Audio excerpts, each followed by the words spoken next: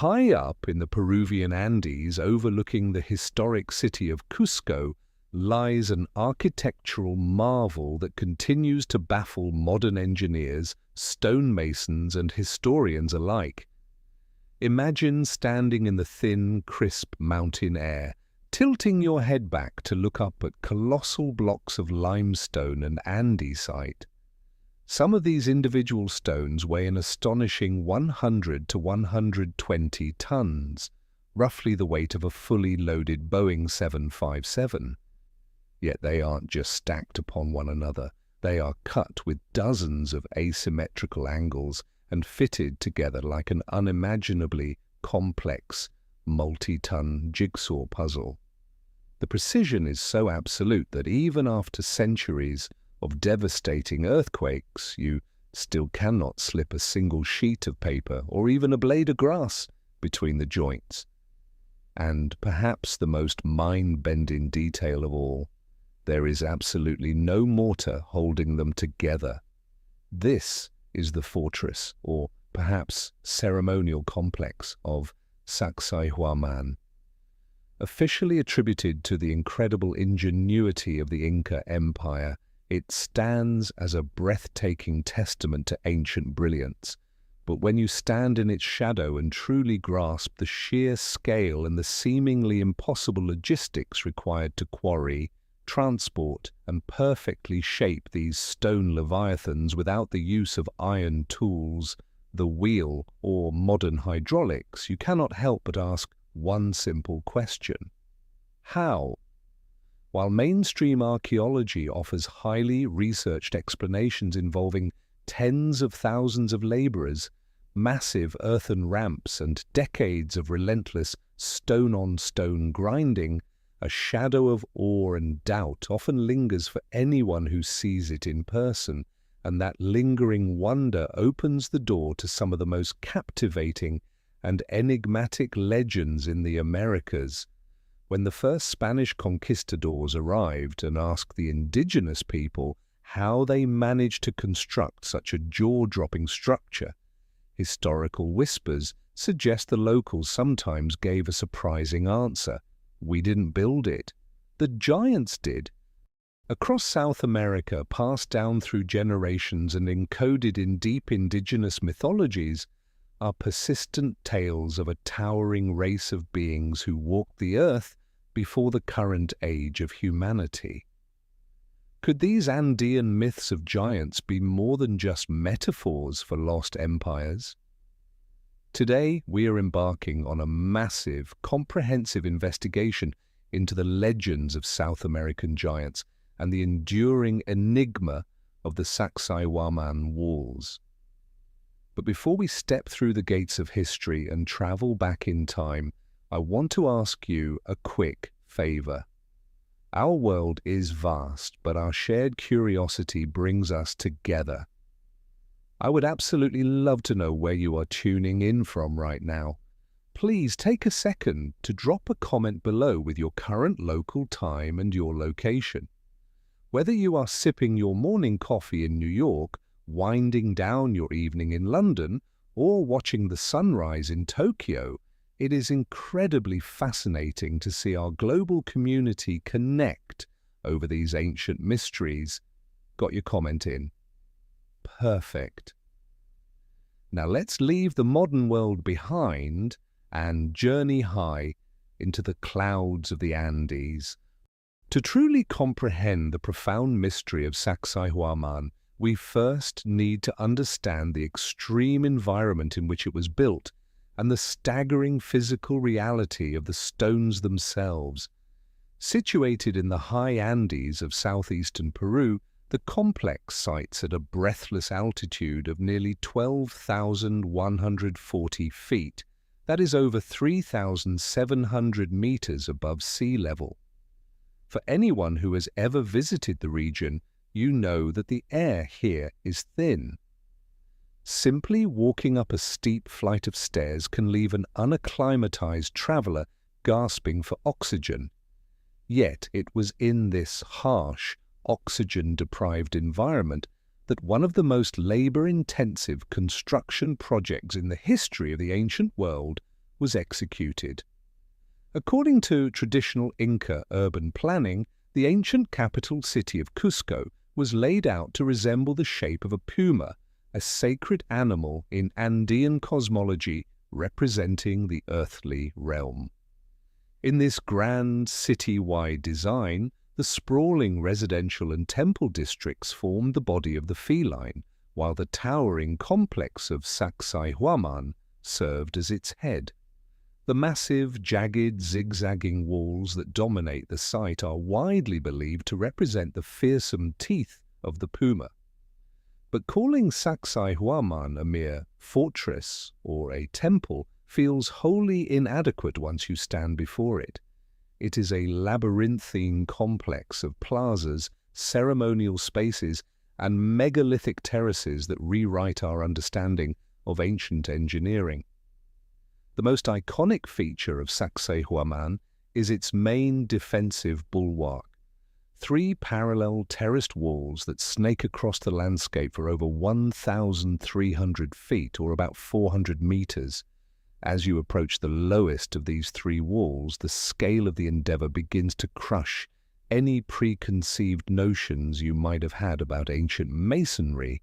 This isn't just a wall made of large rocks, it is an assembly of sheer geological leviathans. The stones utilized in the lower terrace are the largest, and their dimensions are nothing short of mind-boggling.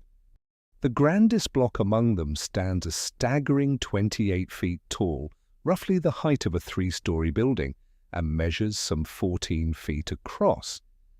Estimates regarding its weight vary, but conservative calculations place this single piece of shaped limestone at anywhere from 100 to 120 tons. To put that into perspective, you are looking at a rock that weighs as much as an adult blue whale, or roughly equivalent to 30 large elephants stacked together, and this is just one stone among thousands. But the sheer size and weight of these megaliths only represent half of the mystery. The true paradox, the element that keeps modern architects awake at night, lies in how these monstrous stones are fitted together. In standard modern construction, or even in typical ancient Roman or Egyptian architecture, builders often utilized ashlar masonry. This involves cutting stones into uniform, rectangular bricks that can be stacked in neat, predictable rows. It makes sense. It is efficient, and the math is straightforward. If you make a mistake, you use mortar to fill the gaps and bind the structure together. Sacsayhuamán completely defies this logic. The builders here employed a technique known as polygonal masonry. Instead of uniform rectangles, every single stone is a bespoke, uniquely shaped polygon with multiple irregular sides, corners, and angles. It is not uncommon to find stones at Sacsayhuamán that have 10, 12, or even more perfectly carved angles that lock seamlessly into the surrounding stones. And when we say seamlessly, we mean it literally.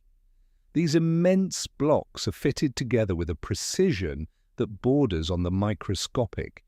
Even today, despite centuries of weathering and tectonic activity, the joints between the stones are so incredibly tight that you cannot slide a razor blade, a sheet of paper, or a blade of grass between them.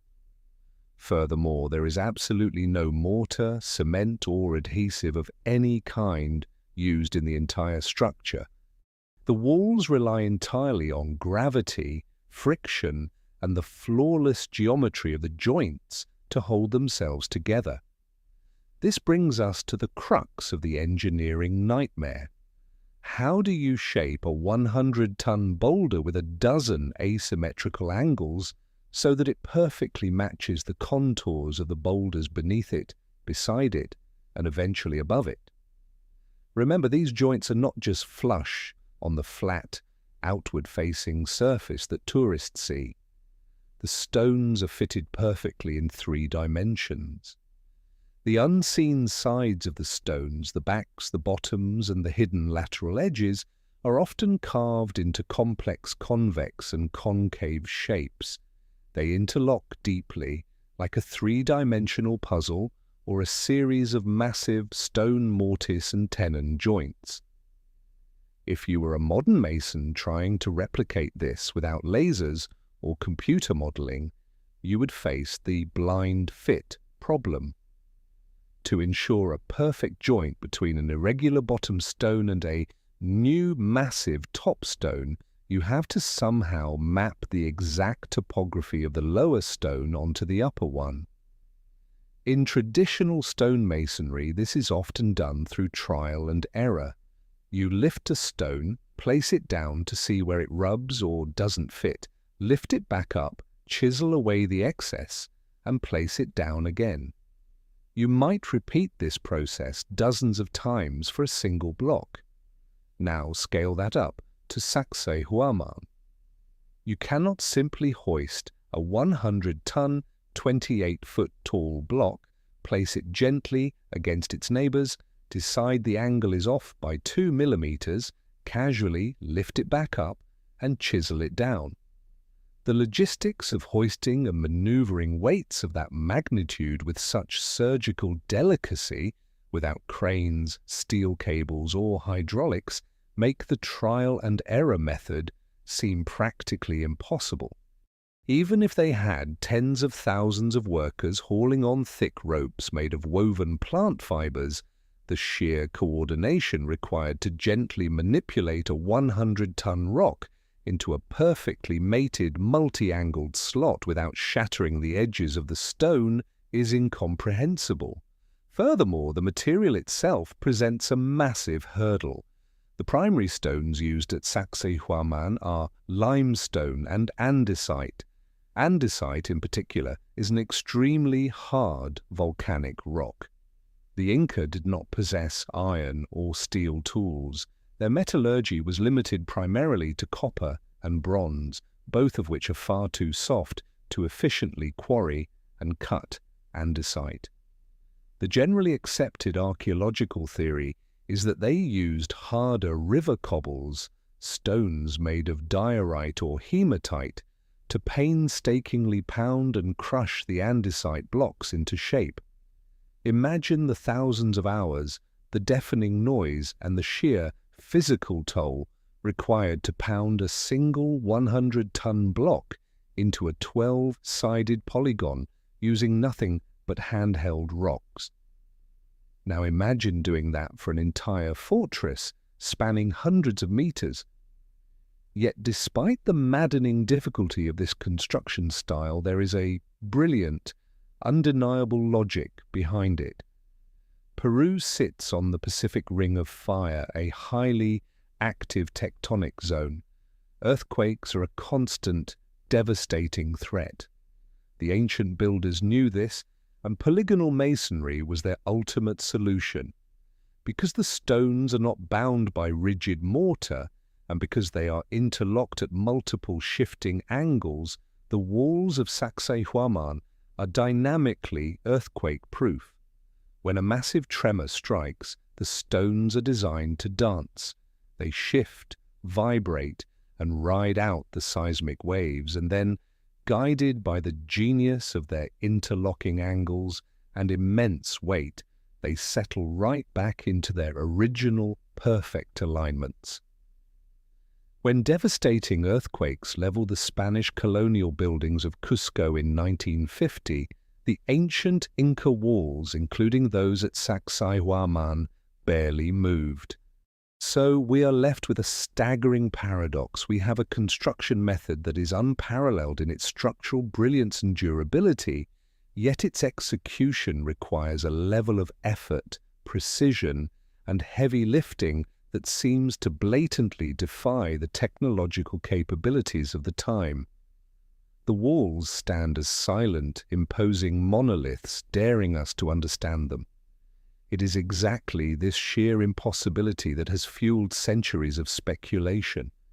If the effort required to build this using primitive tools seems beyond human capacity, who or what could have accomplished it? To understand how deep this mystery goes, we need to look at the reactions of the very first outsiders to lay eyes on this megalithic marvel. Because when the Spanish conquistadors marched into Cusco in the 16th century, battle-hardened and confident in their European superiority, the sight of Sacsayhuamán stopped them dead in their tracks. When the first Spanish conquistadors, led by Francisco Pizarro, marched into the sacred city of Cusco in November of 1533, they were already men intimately acquainted with the magnificent and the terrifying. They had survived grueling jungles, braved freezing mountain passes, and toppled an empire of millions with only a handful of desperate, steel-clad soldiers. They were deeply arrogant, driven by a thirst for gold, and unshakably confident in the absolute superiority of European civilization, Catholic theology, and Renaissance engineering. Yet when they cast their eyes upon the looming heights of the Sacsayhuamán complex, that unyielding arrogance fractured. To understand the profound psychological shock the Spanish experienced, we must put ourselves in their 16th century iron boots.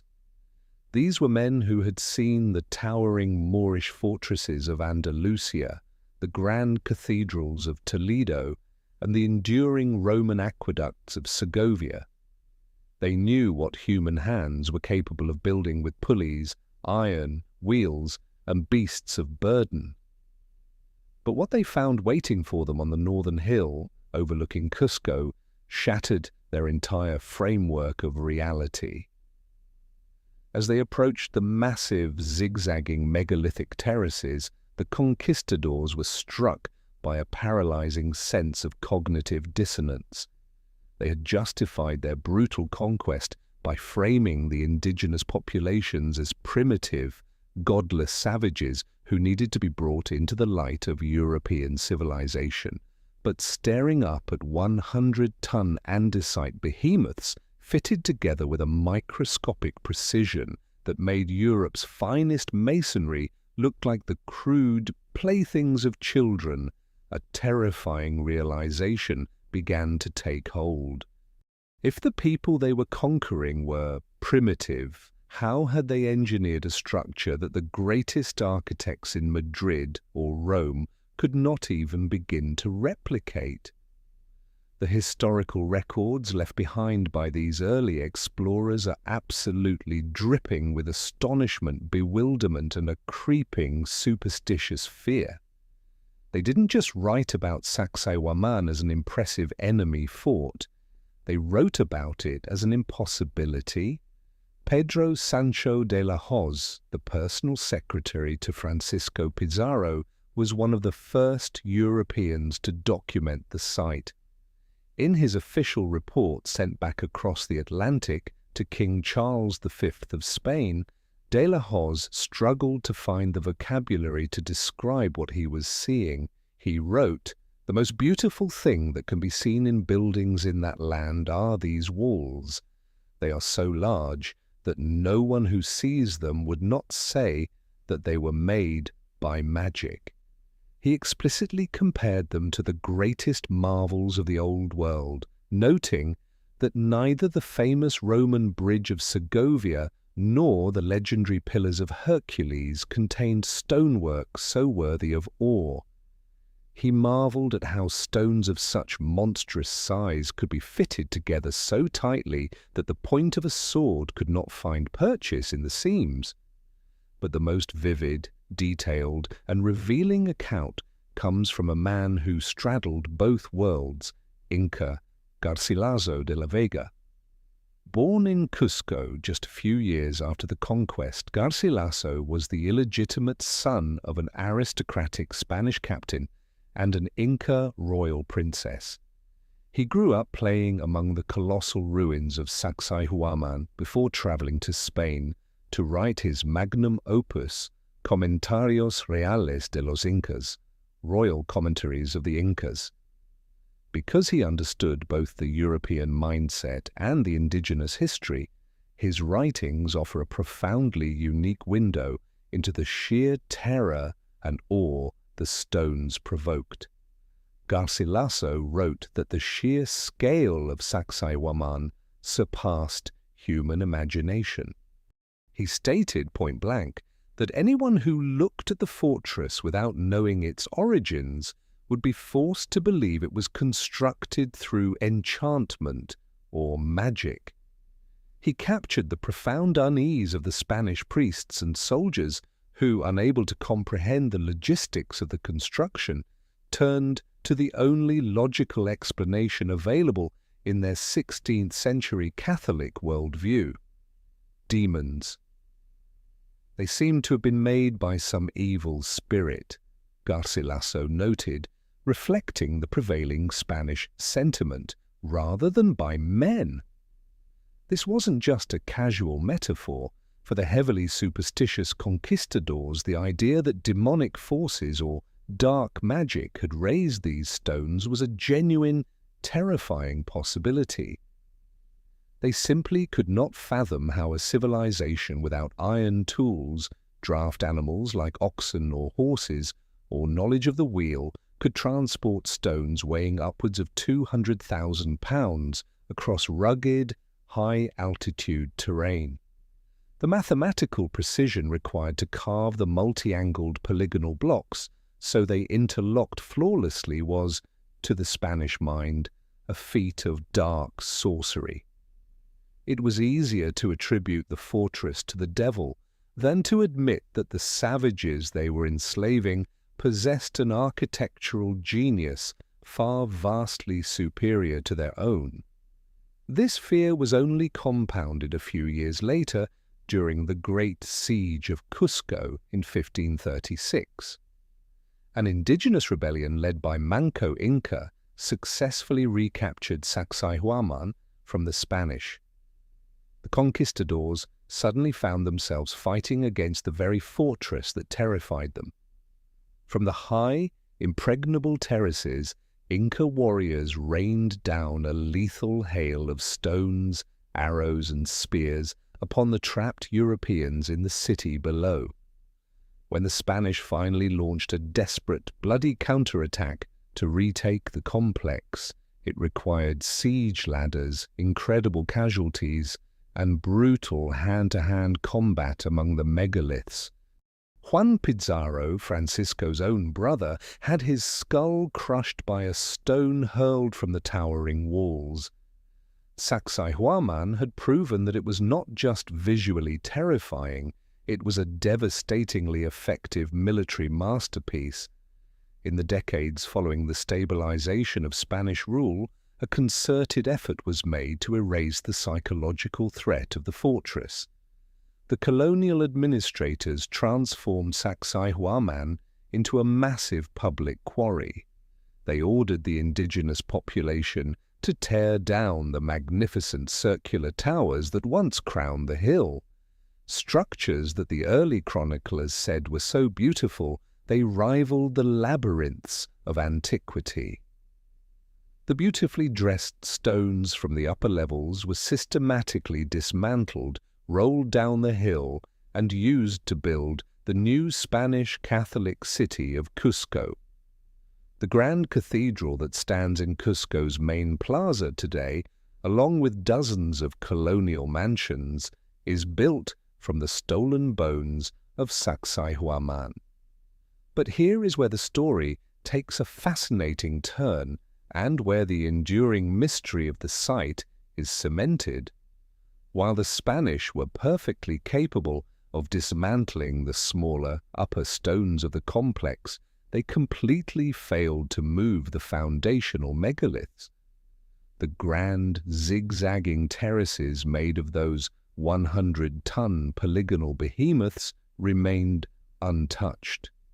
It wasn't for lack of trying. The Spanish simply did not possess the engineering capability, even with their European knowledge, to move them. Garcilaso de la Vega records a deeply telling anecdote about this. He writes of a time when an Inca king, wishing to emulate the builders of old, attempted to move a single massive boulder, referred to as the tired stone, from the quarry to the fortress. According to the story, the project required 20,000 indigenous laborers pulling on massive ropes, but the stone broke free, rolled down a steep slope, and crushed 3,000 or 4,000 workers to death. Whether this story is literal history or an allegorical myth warning against hubris, the Spanish took it as absolute proof. Moving these stones was a deadly, almost impossible endeavor for ordinary humans.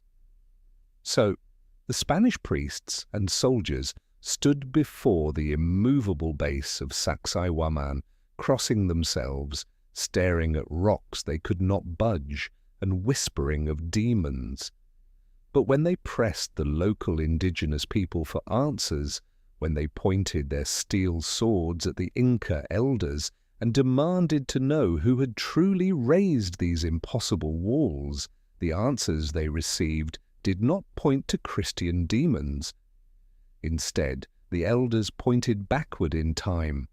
They spoke of a time before the Inca Empire, before the current age of the sun, when the world was different. They told the bewildered Spanish that the Inca had not built the foundation of the fortress.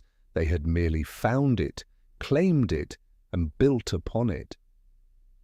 And when the Spanish asked who, then, had laid the 100-ton stones, the locals spoke of an ancient, forgotten race, a race of beings endowed with terrifying strength who had walked the high Andes in the twilight of prehistory.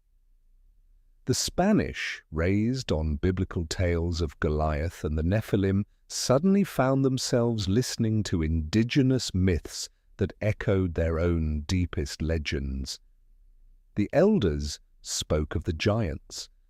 To make sense of the impossible stones of Sacsayhuamán, the Spanish interrogators turned their attention to the indigenous people of the Andes, demanding to know the architects behind the megaliths.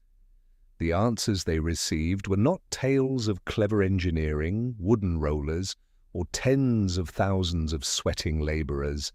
Instead, the Inca elders and the keepers of oral tradition pointed to a time before time.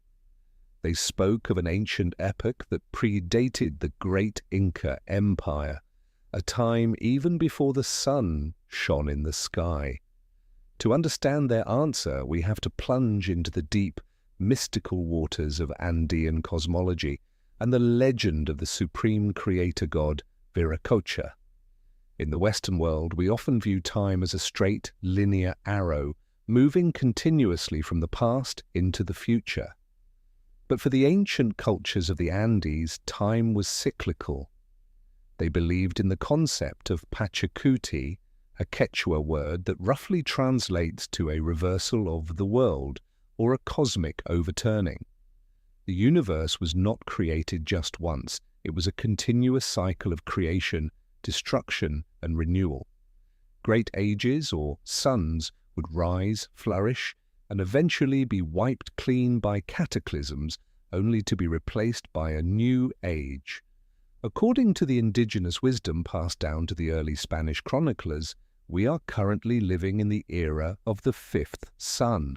The stones of Sacsayhuamán, they claimed, were remnants of a much older cycle. The story begins at the literal top of the world, Lake Titicaca. Straddling the modern border between Peru and Bolivia, this vast, high-altitude body of water was considered the sacred birthplace of the cosmos.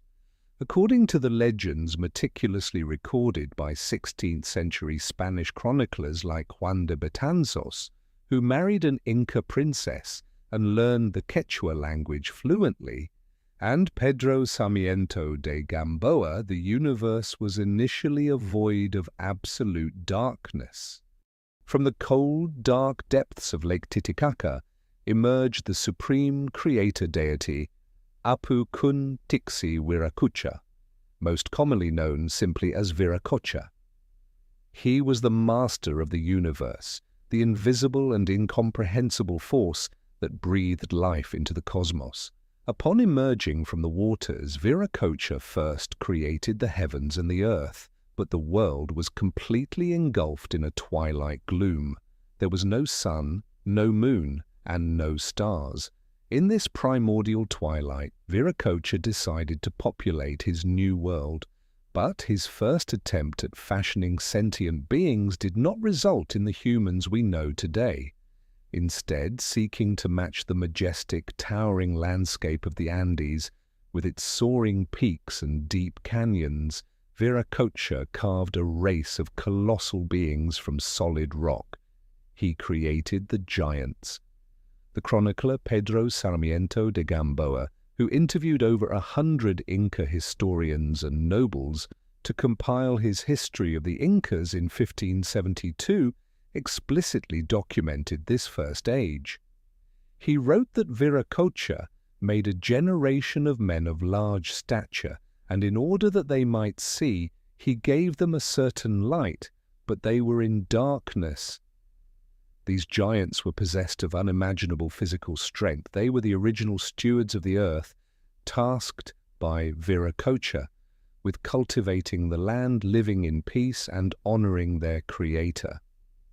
For the indigenous people recounting these tales to the Spanish, this mythical race of giants perfectly explained the baffling architectural anomalies scattered across the South American landscape.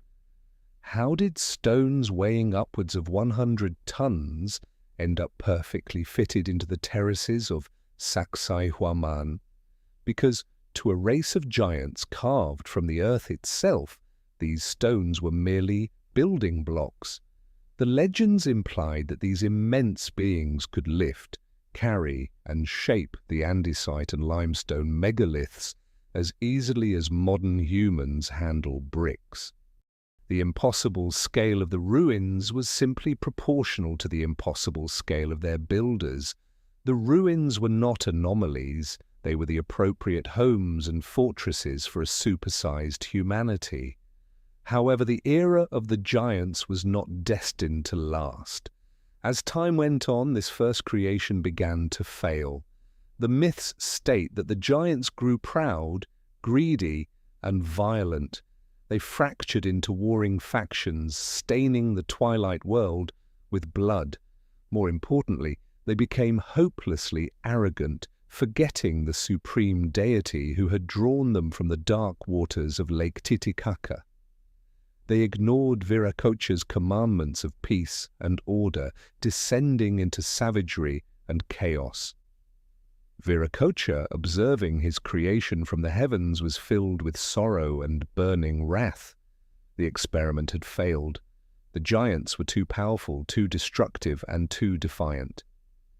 He resolved to wipe the slate clean and initiate a pachacuti, a cosmic overturning to destroy his first creation. His retribution was swift and twofold. First, Viracocha descended upon the earth and punished the most arrogant of the giants directly. With a wave of his divine hand, he turned them back into the material from which they were forged. Sarmiento de Gamboa recorded that Viracocha transformed these rebellious titans into massive stone statues and towering rock formations. To the indigenous mind, this explained the haunting monolithic statues found at ancient pre-Inca sites like Tiwanaku and Pucará. When the Inca walked among these ruins, they did not just see carved pillars. They believed they were looking at the petrified remains of the ancient giants, frozen in time as a warning to future generations against defying the gods. But petrification was only the beginning. To truly cleanse the earth of the giants' corruption, Viracocha unleashed the Unu Pachacuti, the Great Flood. The skies broke open, and endless torrents of water poured down upon the Andes. The oceans rose, and the rivers violently overflowed their banks. For 60 days and 60 nights the deluge scoured the earth. The floodwaters reached the highest peaks of the mountains, violently washing away the civilization of the giants. Everything they had built, save for the most massive, immovable megalithic foundations, was swallowed by the churning mud and water. The giants, despite their immense strength and towering height, could not fight the wrath of the Creator. They drowned in the primordial waters, their bodies buried deep beneath the silt and earth of the renewed world. When the rains finally ceased and the waters receded, the world was silent and empty once more. The slate was wiped clean. Viracocha returned to Lake Titicaca to begin his second creation. Realizing that the giants had been too powerful and difficult to control, he decided to create a new race, one that was smaller, weaker, and closer in proportion to himself. He stepped onto the island of the sun in Lake Titicaca and finally commanded the sun, the moon, and the stars to rise into the sky, banishing the eternal twilight of the first age. In this new, brilliant light, Viracocha sculpted the ancestors of modern humanity from clay and small stones. He painted upon them the clothes they would wear, gave them their languages, and breathed life into them. He then sent them out to populate the four corners of the Andes. This new, smaller race of humans, our ancestors, eventually spread across the mountains and valleys, and as they did, they stumbled upon the haunting remnants of the previous age. They found scattered cyclopean walls like those at Sacsayhuamán, constructed with stones so massive that the new, fragile humans could not even budge them. They found the petrified remains of the giants at Tiwanaku. This profound mythology provides a fascinating lens through which to view the architectural mysteries of Peru. When modern tourists visit Sacsayhuamán, they are routinely told that it is a masterpiece of Inca engineering. Yet the deep ancestral myths of the region suggest a different, more humbling narrative. The oral traditions imply that the Inca did not necessarily claim to be the original architects of these megalithic foundations. Instead, they viewed themselves as inheritors. They were the children of the second creation, living amidst the colossal ruins of the first. To the local tribes, the walls of Sacsayhuamán were not a puzzle of how early man moved such heavy stones. The mystery had a definitive, terrifying answer. They were the remnants of a destroyed world, built by a race of titans who had been wiped out by a divine cataclysm. The stones were a physical manifestation of the Unu Pachacuti, a silent, enduring testament to the power of Viracocha and the tragic fate of the giants who dared to defy him. But how unique is this Andean story? As we dig deeper into the history of the Americas, a chilling pattern begins to emerge. The tale of a creator god, an ancient race of giants, a period of arrogance, and a world-ending flood is not isolated to the high peaks of Peru. It is a story that echoes with unsettling consistency across the vast expanses of the ancient world. As we step back from the high-altitude shores of Lake Titicaca and the Andean legends of Viracocha, a much larger, almost unnerving pattern begins to emerge across the continent. The story of a primordial creator, an initial age populated by colossal beings, their descent into arrogance and their ultimate destruction by a world-cleansing cataclysm is not isolated to the Inca or the pre-Inca cultures of Peru. If we travel nearly 3,000 miles north, leaving the Andes for the volcanic peaks and dense jungles of Mesoamerica, we find a mythological mirror image that is astonishing in its similarity. When the Spanish conquistadors, led by Hernán Cortés, conquered the Aztec Empire in the Valley of Mexico, they encountered a deeply complex cosmology that also viewed time as a series of cyclical ages, or suns. And just like in the Andes, the earliest of these ages was ruled by giants. In the Nahua and Aztec traditions, these ancient beings were known as the Quinametzin. According to documents like the Codex Rios, a Spanish colonial era translation of indigenous manuscripts, and the writings of Dominican friar Diego Duran, the Quinametzin were a race of towering titans who populated the earth during the era of the first sun, known as Nahui Oxalotl, for jaguar.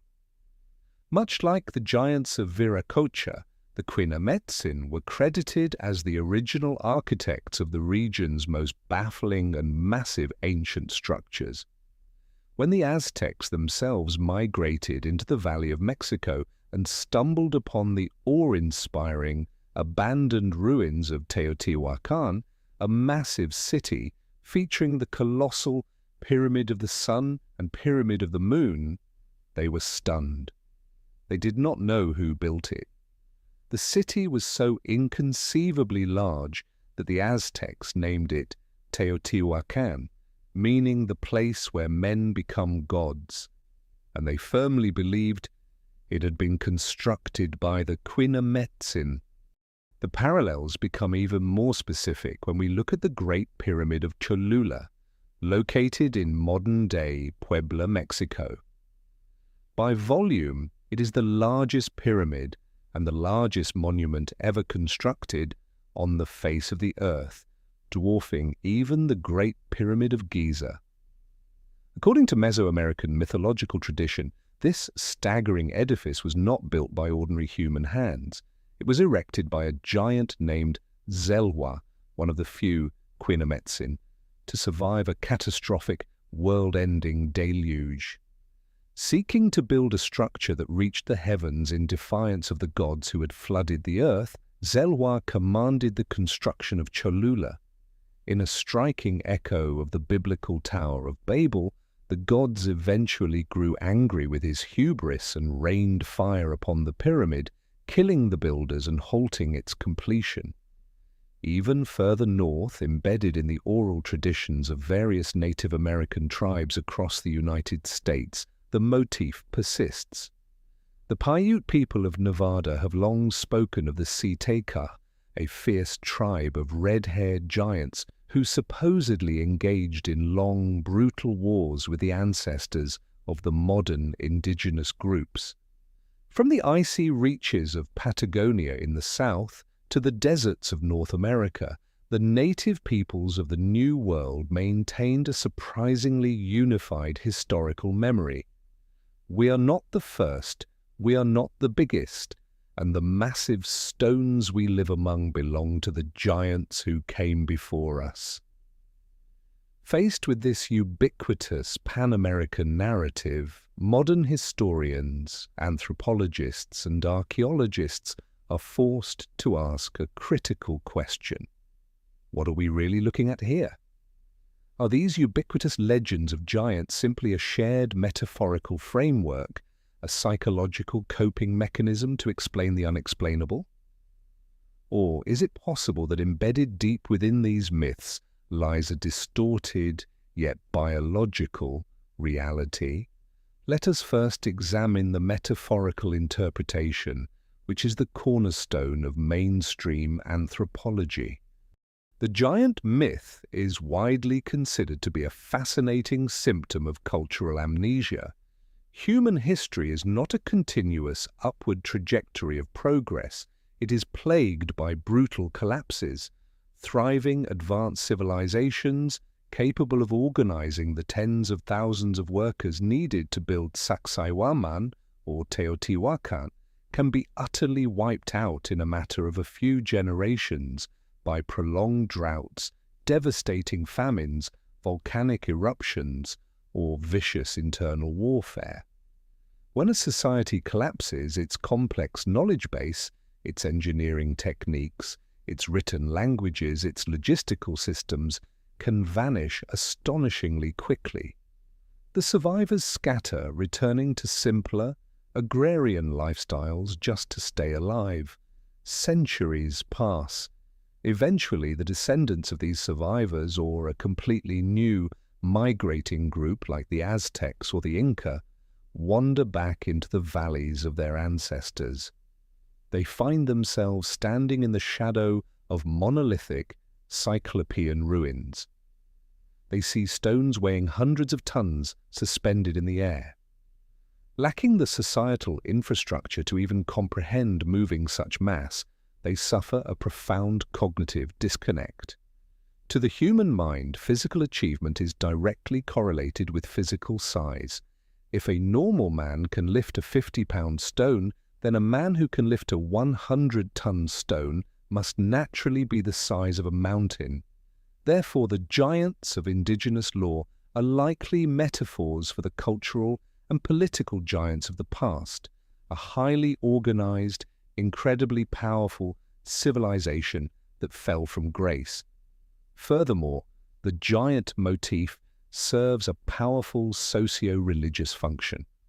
In almost all these myths, from Viracocha's creations to the Quinametzin, the giants are destroyed because they become arrogant, wicked, and forget their creators. The legends serve as a moral warning wrapped in an architectural mystery. Look at these massive, immovable stones. Look at how powerful the builders were. Yet, even they were wiped out by the gods because of their hubris. We, who are smaller and weaker, must remain humble and obedient, lest the waters rise against us too. But what if we play devil's advocate? What if we strip away the mystical elements, the gods turning giants to stone, the sky raining fire, and look for a biological kernel of truth? Is it entirely impossible that the Americas were once home to individuals of extraordinary size? We must be careful to define what we mean by giant. We are not talking about 30-foot tall rock monsters striding over mountains. Biologically and physically, a human of that size would collapse under their own weight. The human skeletal and cardiovascular systems simply cannot scale to those proportions due to the square-cube law. However, if we define a giant as an unusually tall, robust subset of humanity, perhaps standing between 7 and 8 feet tall, the conversation shifts from pure fantasy to the fringes of biological possibility. Throughout human history, there have been distinct genetic pockets of exceptional height. We know that hominid evolution was far more complex and branched than previously thought. The discovery of the Denisovans, a sister group to Neanderthals, revealed early humans who were remarkably robust, possessing massive molars and thick skeletal structures. While we cannot definitively say Denisovans were giants, their genetic legacy, which lives on in some modern populations, proves that diverse, physically imposing hominid offshoots existed. Is it possible that an isolated, genetically distinct population of unusually tall and heavily built humans crossed into the Americas during an earlier migratory wave? If a group of early humans averaging perhaps 6.5 to 7 feet tall encountered a population of newly arrived indigenous people who averaged 5 feet tall, the height discrepancy alone would be enough to birth a legend of giants. Over centuries of oral storytelling, a 7-foot warrior easily grows to 10 feet, then 20 feet, eventually becoming a mythical titan capable of carrying 100-ton andesite blocks on his shoulders. There is also the phenomenon of the fossil record contributing to the myth.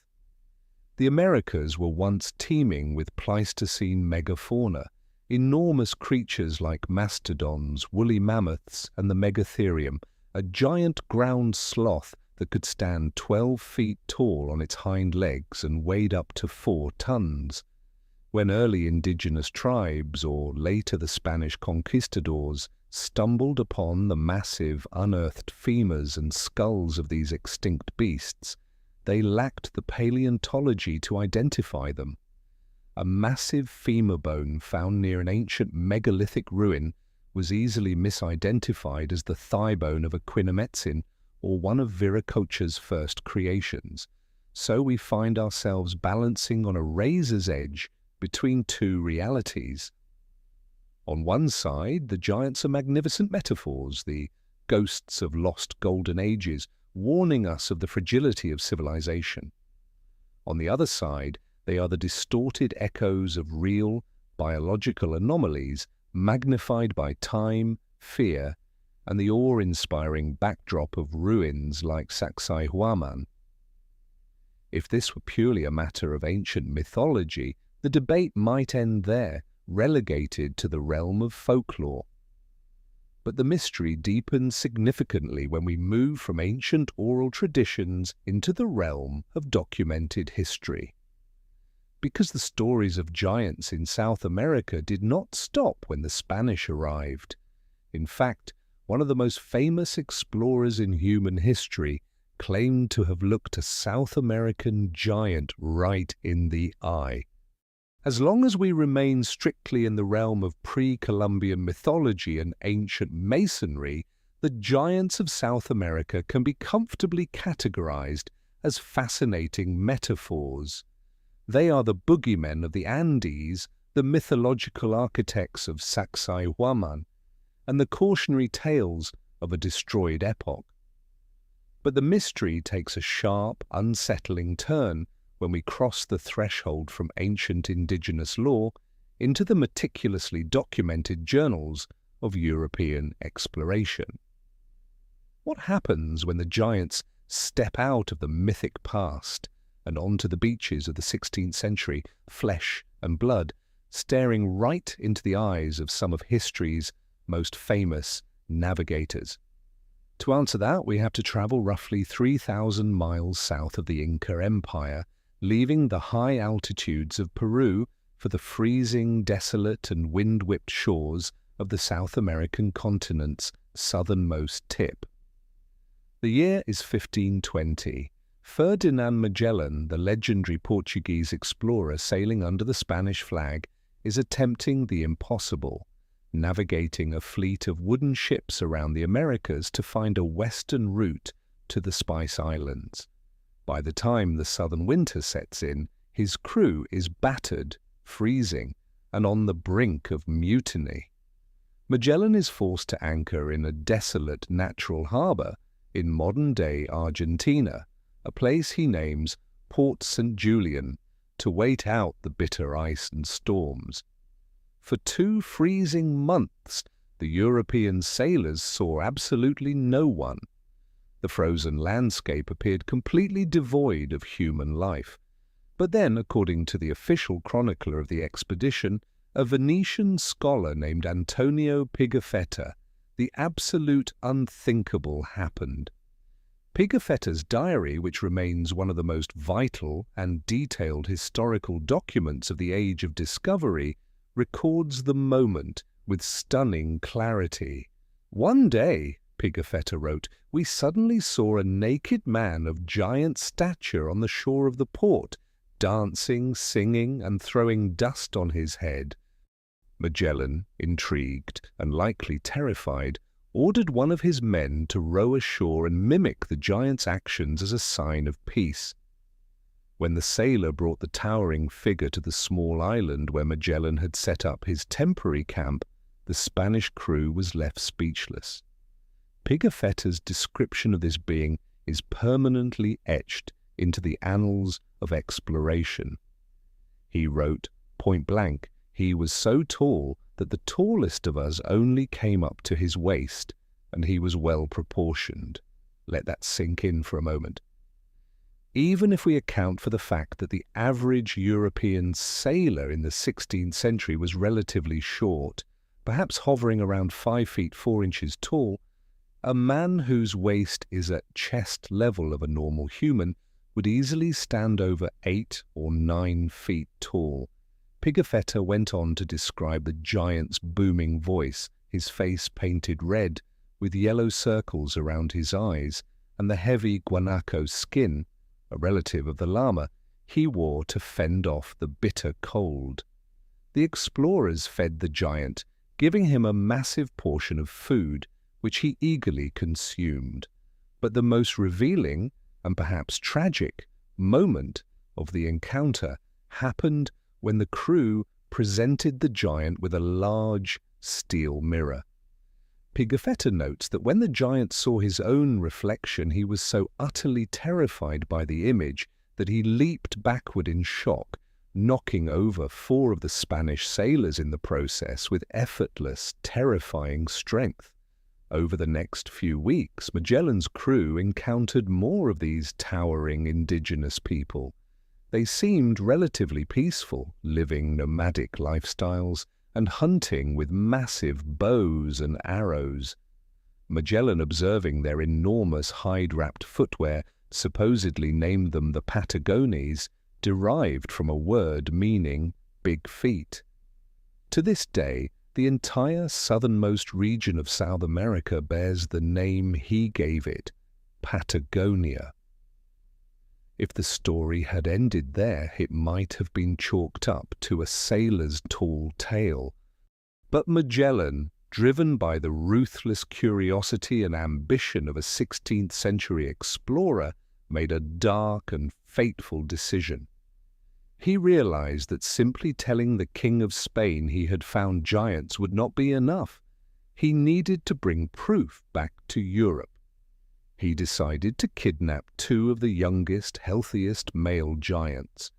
Because attempting to take them by physical force would have been suicidal for the smaller Spaniards, Magellan resorted to deception. He offered the 2 giants an abundance of iron trade goods, knives, mirrors, and bells. Once the giants' hands were completely full, Magellan offered them a set of heavy iron shackles.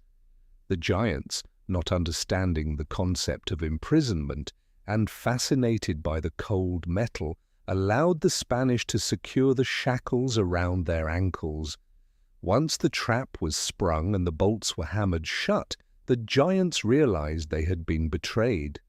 Pigafetta describes a terrifying struggle, noting that the captive giants bellowed like bulls and called upon their god, Setebos, to aid them. Despite their immense strength, they were bound in heavy European iron and dragged into the dark holds of the ships. Tragically, this piece of living, breathing evidence never made it to the courts of Europe. As Magellan's fleet continued its harrowing journey across the vast emptiness of the Pacific Ocean, scurvy and starvation ravaged the crew. The 2 captured giants, requiring a massive caloric intake to sustain their immense bodies, withered away and died long before the ships reached land. Their bodies were presumably cast overboard into the dark waters of the Pacific. Without the physical bodies, the Patagonian giants passed into legend. For the next 2.5 centuries, almost every European map drawn of South America labeled the southern tip as Regio Gigantum, the region of giants.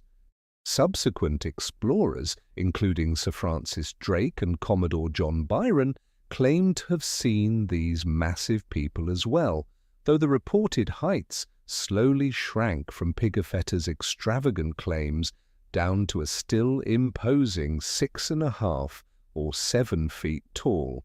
But if we don't have Magellan's kidnapped captives to study, does any physical evidence of South America's giant inhabitants exist today? If beings of this magnitude truly walked the continent, whether in the frozen wastes of Patagonia or among the megaliths of Peru, where are their bones?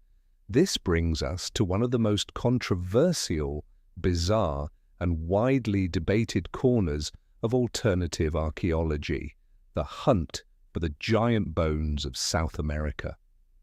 And to find some of the most compelling and fiercely disputed evidence, we must travel north from Patagonia, past the Inca strongholds, and into the dense mountainous jungles of Ecuador.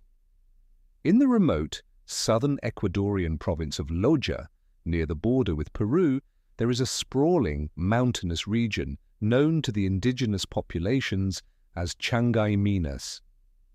Translated from the local dialect, the name carries a chilling implication: the cemetery of the gods. For generations, the locals had whispered that the caves and deeply buried sediment layers of this region held the remains of an ancient race of beings who stood as tall as the trees. For a long time, these were just local ghost stories, but in 1965, the legend violently collided with reality. Following weeks of torrential rain, a massive flood ripped through the mountainside of the Loja province, triggering severe landslides that tore away thick layers of earth and rock. When the waters finally receded, a local Catholic priest named Father Carlos Vaca made a startling discovery in the exposed mud. Father Vaca, who was well known in his community and ran a local hospital, stumbled upon a cache of deeply buried, fossilized bones. But these were not the bones of a normal human. They were absolutely massive. The priest carefully excavated the fragments, taking them back to his parish, where he kept them hidden away for decades, unsure of exactly what he had found, but firmly believing they belonged to a prehistoric giant. It wasn't until after Father Vaca's death in 1999 that the bones gained international attention. An Austrian researcher and curator of anomalous artifacts named Klaus Donner learned of the priest's collection and received permission to examine the fragments. What Donner presented to the world was staggering. The collection included pieces of a massive skull, fragments of ribs, and, most notably, a nearly complete piece of a heel bone and sections of a femur. When Donner and his team of independent medical experts allegedly reconstructed the proportions of the skeleton based on the size of the heel and femur fragments, the results were almost impossible to comprehend. If the bones were indeed human, the being they belonged to would have stood an astonishing 7 meters tall, nearly 23 feet. Donner toured the world with fragments of the Ecuadorian giant, presenting them in exhibitions of unexplained mysteries. For believers in the ancient giant theory, Father Vaca's discovery was the ultimate smoking gun. It was tangible, physical proof that perfectly aligned with the Inca legends of Viracocha's first creation. If a 23-foot-tall human had existed, lifting the 100-ton stones of Sacsayhuamán wouldn't just be possible, it would be relatively easy. And the Ecuadorian discovery was not an isolated incident. Throughout the late 19th and early 20th centuries, as railroads and mining operations tore into the South and Central American landscapes, local newspapers frequently published sensational reports of giant skeletons being unearthed. There are archived reports from Mexico detailing the discovery of skulls big enough to slip over a normal man's head like a helmet. There are accounts from deep in the Amazon basin of isolated tribes guarding ancient burial mounds containing 8-foot-tall skeletons. We are suddenly faced with a mountain of tantalizing clues. We have the meticulous eyewitness diaries of Antonio Pigafetta. We have centuries of maps warning of a region of giants. We have the whispered legends of the Changaiminas, and we have the physical, fragmented bones collected by a humble Ecuadorian priest. It feels as though a grand, hidden history of the Americas is standing right in front of us, just waiting to be officially recognized. But before we rewrite the biology textbooks and declare that 23-foot-tall men built the fortress of Sacsayhuamán, we need to subject these claims to the harsh, unforgiving light of modern science.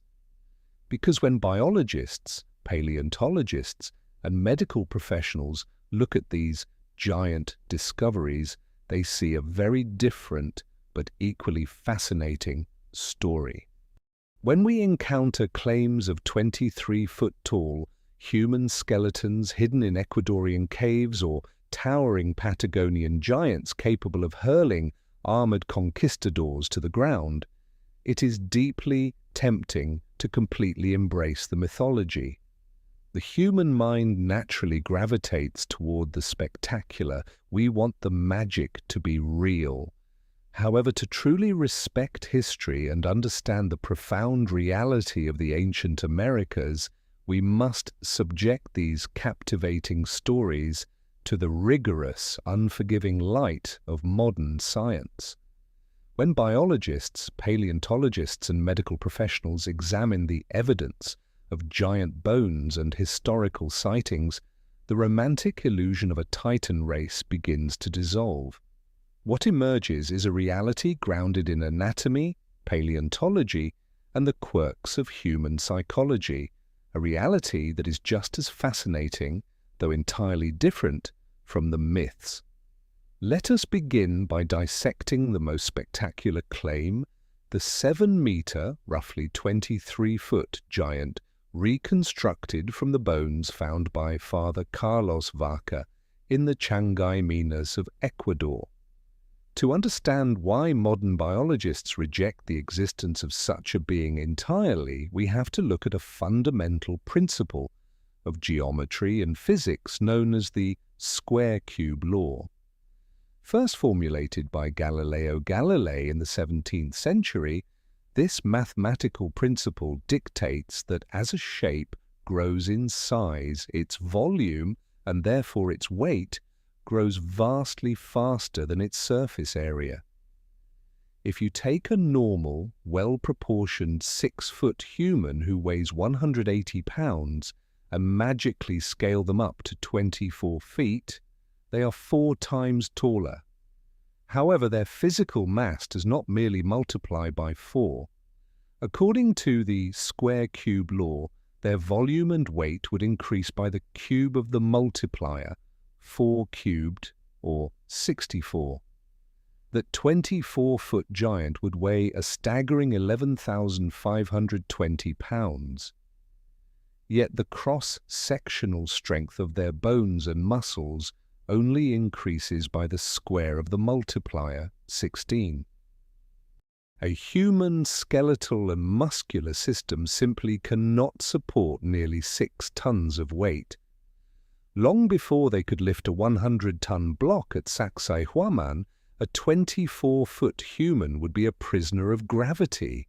Their femurs would shatter like dry twigs the moment they attempted to stand. Furthermore, their human-proportioned heart would be physically incapable of generating the immense hydraulic pressure required to pump blood 24 feet straight up against gravity to their brain. From a purely biomechanical standpoint, a towering, megalith-building supergiant is an anatomical impossibility. So, what is the biological upper limit for human height?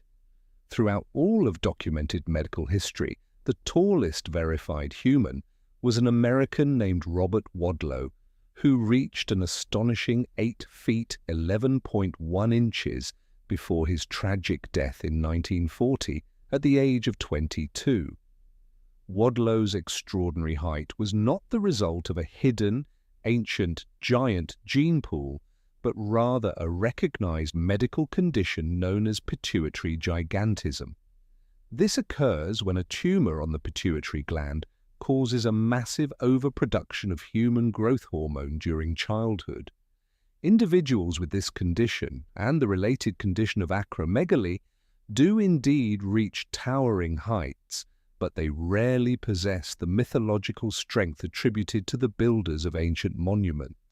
Extreme height places a devastating toll on the human body, resulting in severe orthopedic vulnerabilities, debilitating joint pain, and profound cardiovascular weakness.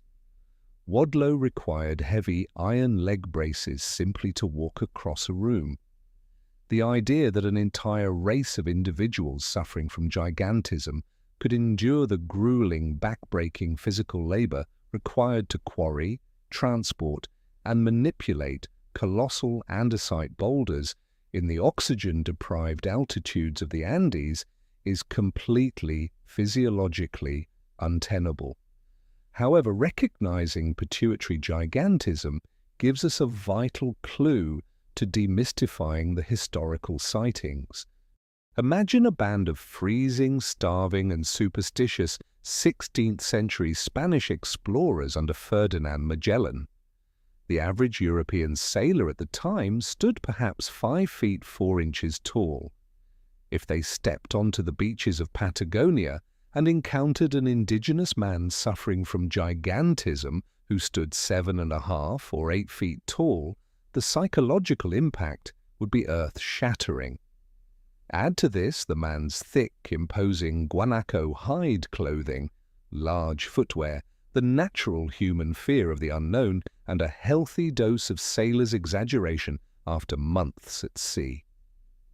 It is incredibly easy to see how Antonio Pigafetta's Patagonian giant, whose waist supposedly reached a Spaniard's chest, was born out of a very real but medically explainable human encounter that was simply blown out of proportion by terror and awe.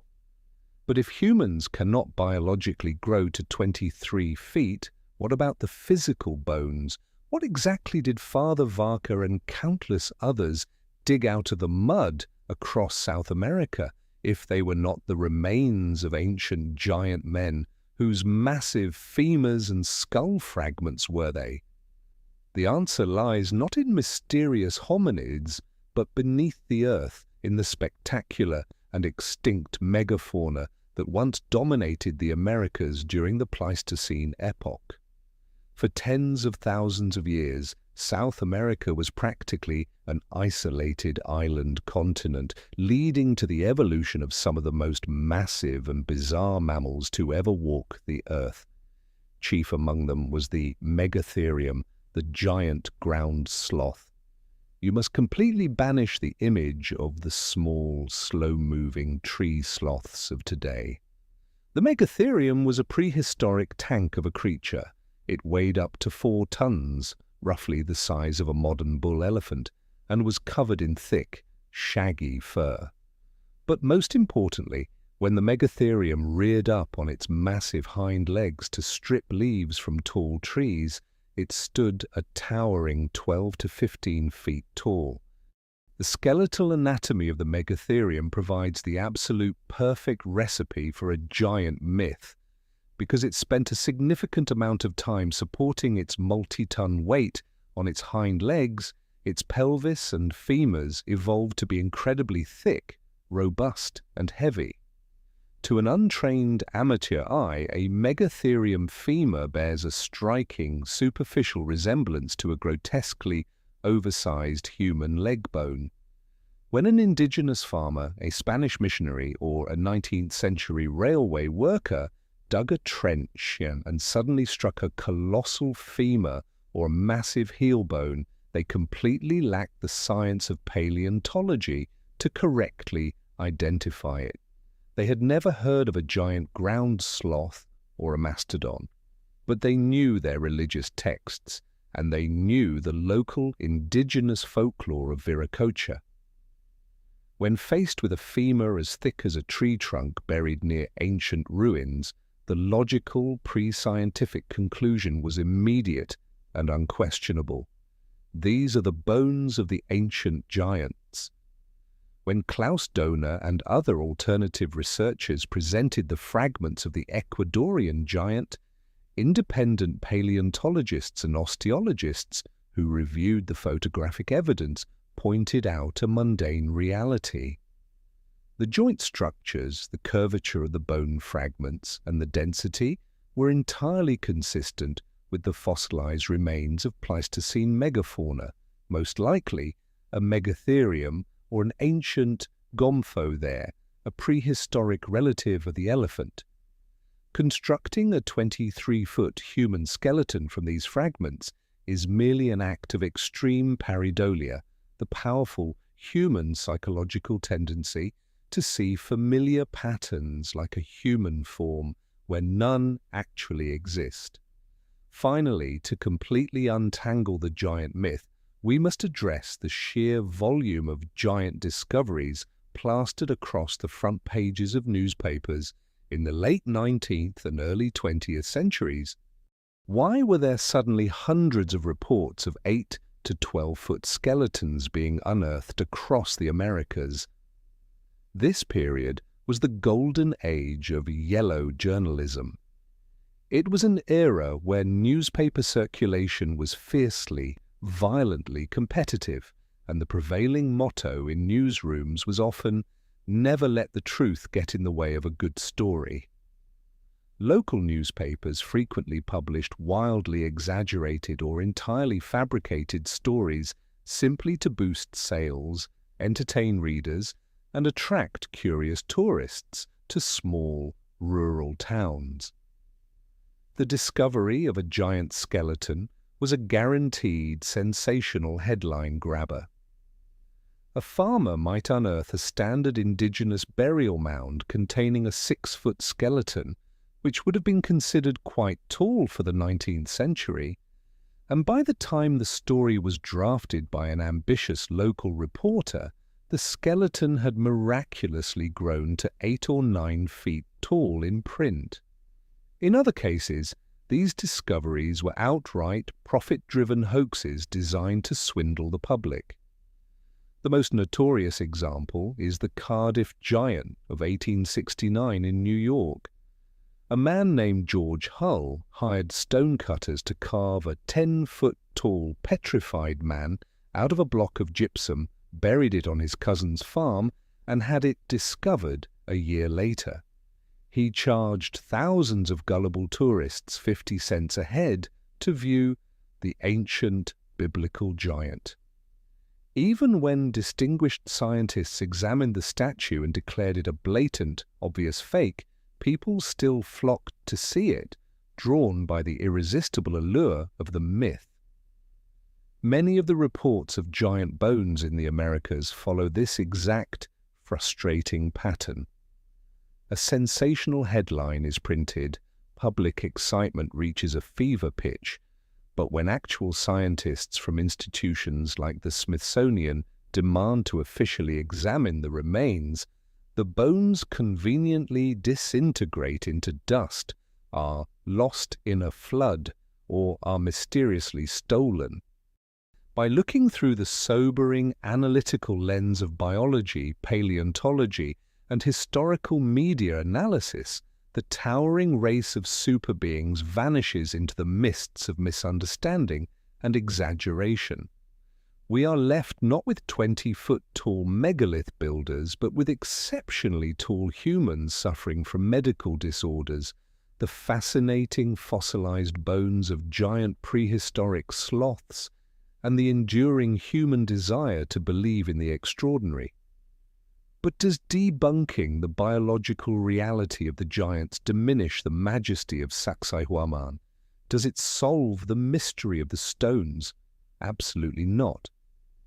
In fact, the absence of real giants makes the fortress infinitely more baffling. If we cannot casually attribute the quarrying, transportation, and microscopic fitting of 100-ton polygonal andesite blocks to a fictional race of superbeings, the terrifying burden of explanation falls squarely back onto the shoulders of ordinary, mortal human beings. If normal men, subject to the exact same physical limitations, muscle fatigue, and gravitational laws that we are today, manage to construct this impossible labyrinth, we are forced to ask a much harder question. How on earth did they actually do it? This brings us to the bloody, intellectual battleground of modern archaeology, where mainstream academics and alternative theorists fiercely clash over the anatomy of an impossible technique. With the mythological giants returning to the realm of metaphor and the fossilized bones correctly identified as prehistoric sloths, the mystery of Sacsayhuamán is stripped of its supernatural armor. We are forced to face a reality that is, in many ways, far more intimidating than a race of 20-foot titans. We must confront the sheer, terrifying capacity of ordinary human beings. If humans built the Cyclopean zigzagging terraces overlooking Cusco, we have to look closely at the explanations offered by mainstream archaeology and modern engineering. How does the academic consensus explain the seemingly impossible? And perhaps more importantly, why do so many people, including structural engineers and master stonemasons, stand before those walls, listen to the official explanation, and shake their heads in disbelief? The mainstream archaeological explanation for Sacsayhuamán rests on three foundational pillars: the Mita system of limitless conscripted labor, deep geological knowledge, and decades of relentless, brutal stone-on-stone attrition. Let us start with the labor. The Inca Empire did not have a currency-based economy. Instead, they relied on the MT, a mandatory public service tax. Every able-bodied man in the empire was required to dedicate a certain number of months each year to state projects. This meant the Inca emperor essentially had an unlimited, highly organized and continuously rotating army of laborers at his disposal.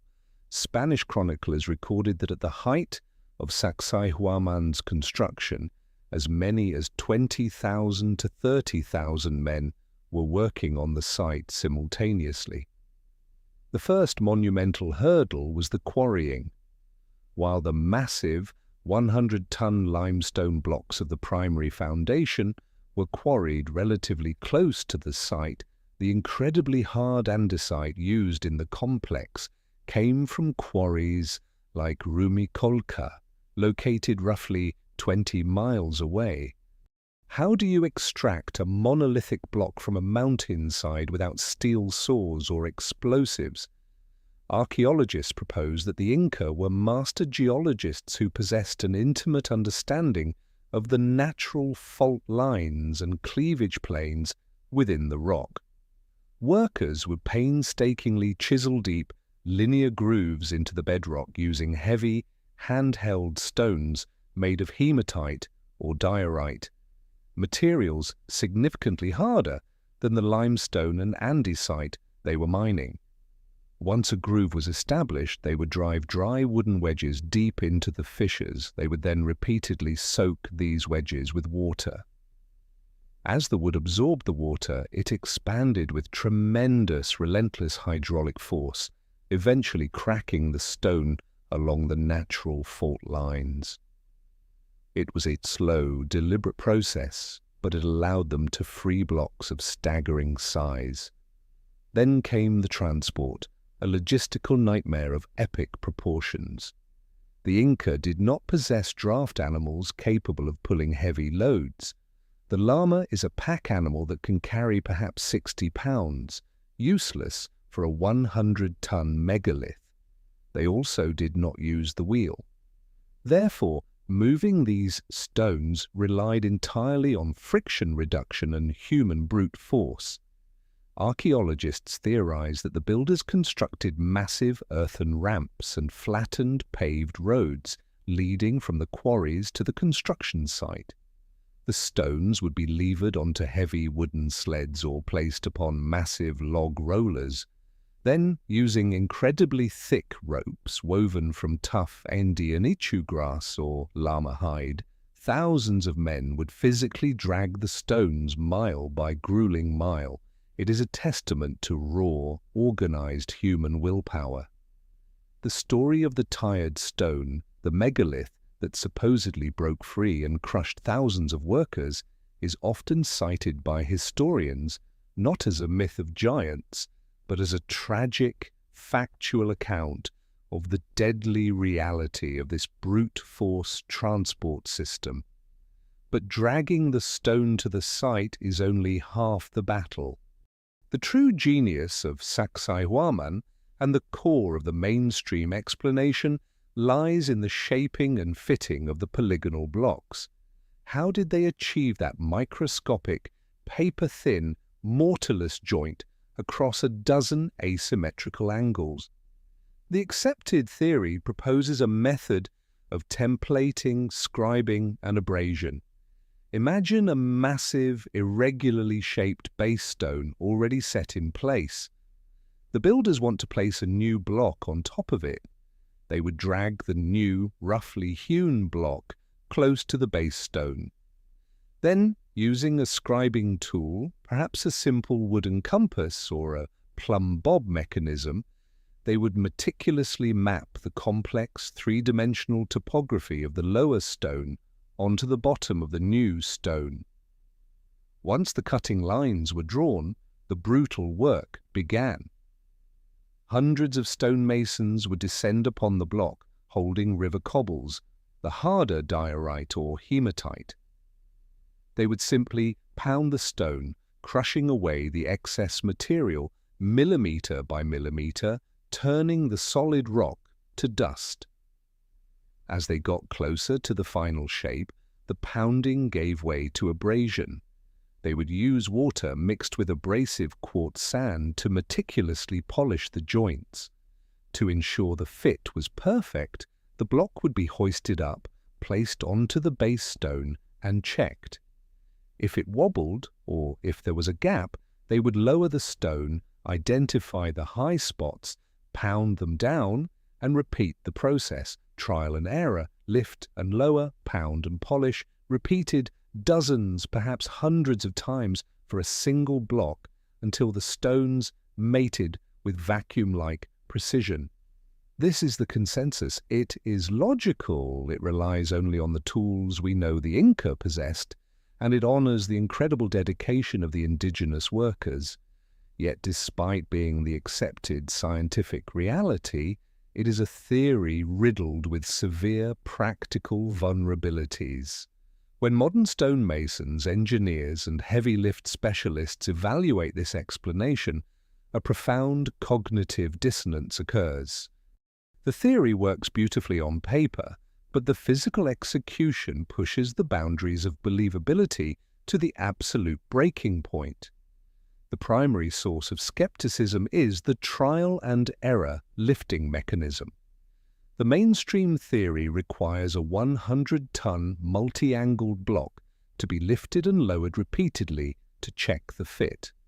Let us put the weight of 100 tons into perspective.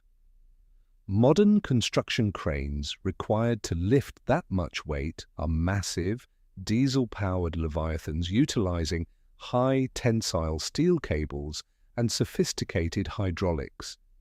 To lift a 100-ton stone using only human power, wooden levers and grass ropes requires an infrastructure so massive it defies logic.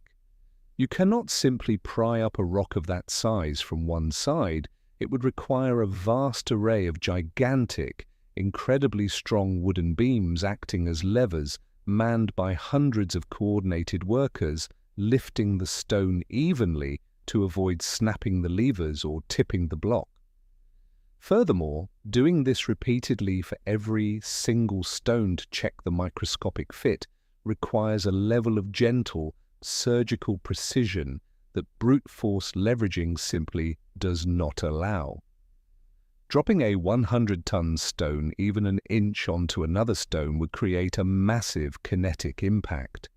Andesite and limestone, while hard, are relatively brittle under immense localized pressure. If the joint was slightly off and the massive upper stone came crashing down onto a high point of the lower stone, the edges would instantly crush, fracture, and shatter. Yet the joints at Sacsayhuamán are pristine. There are no signs of crushing or impact fractures on the delicate, multi-angled corners. The stones appear as though they were placed together as gently as a mother laying a child into a crib. How do you gently hover a 100-ton rock using grass ropes and wooden sticks? This brings us to the resource problem. The mainstream theory heavily relies on massive, incredibly dense timber for rollers, levers, and lifting scaffolding. But Cusco sits at over 11,000 feet above sea level. This is above the tree line for large, dense hardwood species. The local vegetation consists mostly of scrub brush and thin, twisting eucalyptus trees which were introduced much later. To acquire the massive, straight, load-bearing timber required to maneuver 100-ton megaliths, the Inca would have had to travel down into the Amazon basin, fell massive jungle trees, and drag those multi-ton logs up thousands of feet of sheer, freezing Andean mountain passes, just to use them as tools. The logistics of acquiring the tools begin to seem as impossible as the construction itself. Then there is the issue of time. According to the mainstream archaeological timeline, the Inca Empire as an expansive, organizing power only existed for about a century before the Spanish arrived. Official estimates suggest Sacsayhuamán was constructed over a period of roughly 50 to 70 years during the reigns of Pachacuti and his successors. When you calculate the sheer volume of stone at the site, factor in the time required to quarry, transport, meticulously scribe, pound with river cobbles, and polish with sand, the timeline begins to look highly suspicious. To build the entire complex within a few decades would require a staggering, uninterrupted, and almost magically efficient rate of production. Every single day, massive stones would have to be flawlessly finished and set into place, regardless of the brutal rainy seasons, agricultural cycles, or internal wars. For many researchers, the math simply does not add up. The pounding and abrasion method, while technically capable of shaping stone, is agonizingly slow. Doing it on a macroscopic scale within the accepted Inca time frame feels like trying to empty a swimming pool with a teaspoon in an hour. Finally, there is the unsettling mystery of the missing tools.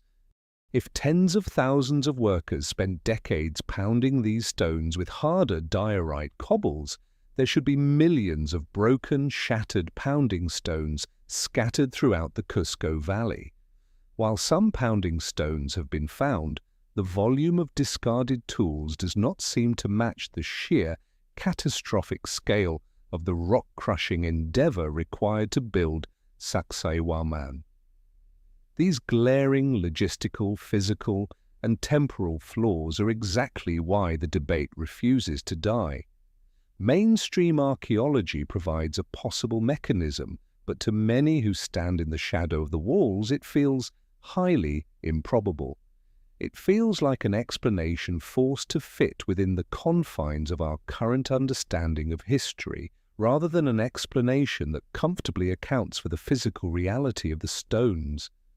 If the giants are a myth, and the trial and error pounding method is a logistical nightmare bordering on the impossible, we are trapped in an intellectual corner. This frustration, this glaring gap between what we are told and what our eyes see, is the exact breeding ground for alternative theories. If they didn't pound the stones and they didn't have lasers or steel, how did they manipulate the rock? As we dive into the alternative theories of Sacsayhuamán, we leave the realm of conventional archaeology and enter a world of lost ancient high technology where the answers are as mind-bending as the stones themselves. When the brute force explanations of orthodox archaeology fracture under the immense weight of Sacsayhuamán's 100-ton polygonal blocks, we are forced into a fascinating, uncharted wilderness. If tens of thousands of men did not spend decades painstakingly pounding these stones into microscopic precision with river cobbles, because the logistics, the timeline, and the physics simply do not seem to add up, then we must ask a wildly unconventional question. Did the ancient builders possess a completely different kind of technology? As we explore these alternative theories, we are stepping onto the bleeding edge of historical speculation. Mainstream academics often dismiss these ideas as science fiction, but for a growing number of independent researchers, structural engineers, and materials scientists, these breakthrough hypotheses are the only way to reconcile the impossible physical reality of the walls. We are not asserting these theories as absolute facts, but rather exploring them as profound possibilities. Because when you are dealing with an anomaly as mind-bending as Sacsayhuamán, sometimes the answer requires thinking completely outside the boundaries of conventional history. The first, and perhaps most vividly imaginative, alternative theory suggests that the builders did not cut the stone at all. Instead, they melted it. This is the stone softening hypothesis. While it sounds like sheer fantasy, this theory is deeply rooted in the botanical folklore of the Andes and the Amazon rainforest. For centuries, indigenous tribes have passed down tales of a rare, highly potent reddish liquid extracted from specific, secretive plants. According to legend, this acidic botanical extract has the miraculous ability to alter the molecular structure of solid rock, turning it into a malleable, clay-like putty. This isn't just an obscure myth. It was documented by some of the most famous explorers of the 20th century. Hiram Bingham, the Yale historian who brought Machu Picchu to the world's attention in 1911, recorded local anecdotes of the pito bird, the Andean flicker. Locals swore that when this bird wanted to build a nest in a sheer cliff face, it would find a specific leaf, rub it vigorously against the solid rock in a circular motion until the stones softened, and then simply peck away the resulting mush to create a perfect hole. Even more compelling is an account often attributed to the legendary British explorer Colonel Percy Fawcett. The story goes that a group of explorers hacking their way through the dense Amazonian undergrowth accidentally dropped a pair of heavy metal riding spurs onto a bed of unknown, fleshy red plants. The plants were crushed, releasing their thick sap. When the explorers returned the next day to retrieve their gear, they found that the metal spurs had been chemically reduced to a soft, melted slag. If we apply this concept to Sacsayhuamán, the entire construction paradigm shifts dramatically. Imagine if the ancient builders possessed vats of this biochemical softening agent. They wouldn't need to painstakingly scribe and pound a 100-ton block of andesite. They could simply quarry a rough boulder, coat its surface with the plant extract, and wait for the outer layers to soften into a heavy, viscous clay. Then they could push the massive stone into place. The softened surfaces would press against each other, instantly molding to the exact, multi-angled contours of the surrounding stones. Once the chemical agent evaporated or neutralized over time, the stone would re-harden, curing back into solid, impenetrable volcanic rock. This theory elegantly solves the greatest nightmare of the site, the paper-thin, mortarless joints. If the stones were pressed together while the contact points were a soft paste, it completely explains why they fit together flawlessly in 3 dimensions, and why there are no impact fractures or shatter marks on the delicate corners. The stones weren't cut to fit, they were molded. However, if biology isn't the answer, perhaps chemistry is. This brings us to the second major alternative theory, pioneered by the French materials scientist Dr. Joseph Davidovits, the geopolymer, or ancient concrete, hypothesis. Dr. Davidovits proposes a revolutionary idea that eliminates the transport and lifting nightmare entirely. He argues that the massive blocks at Sacsayhuamán, as well as the stones at the Great Pyramid of Giza, are not natural rocks that were quarried and moved. Instead, they are synthetic rocks that were cast in place. According to the geopolymer theory, the ancient builders possessed an advanced, yet entirely organic, knowledge of chemistry. They would mine softer, highly friable limestone or volcanic ash and crush it down into a fine aggregate. Then they would mix this aggregate with water and a highly specific alkaline binder, perhaps derived from guano, natron, or local plant ashes. This created a thick, heavy slurry, an ancient, high-tech concrete. The workers would build a wooden or fabric mold right on top of the existing wall, exactly where the new stone needed to be. They would then carry the slurry up the hill in small, manageable buckets, completely eliminating the need for impossible 100-ton cranes or massive earthen ramps, and pour it into the mold. This theory beautifully addresses the polygonal masonry problem.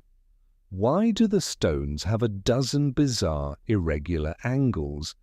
Because liquid takes the shape of its container.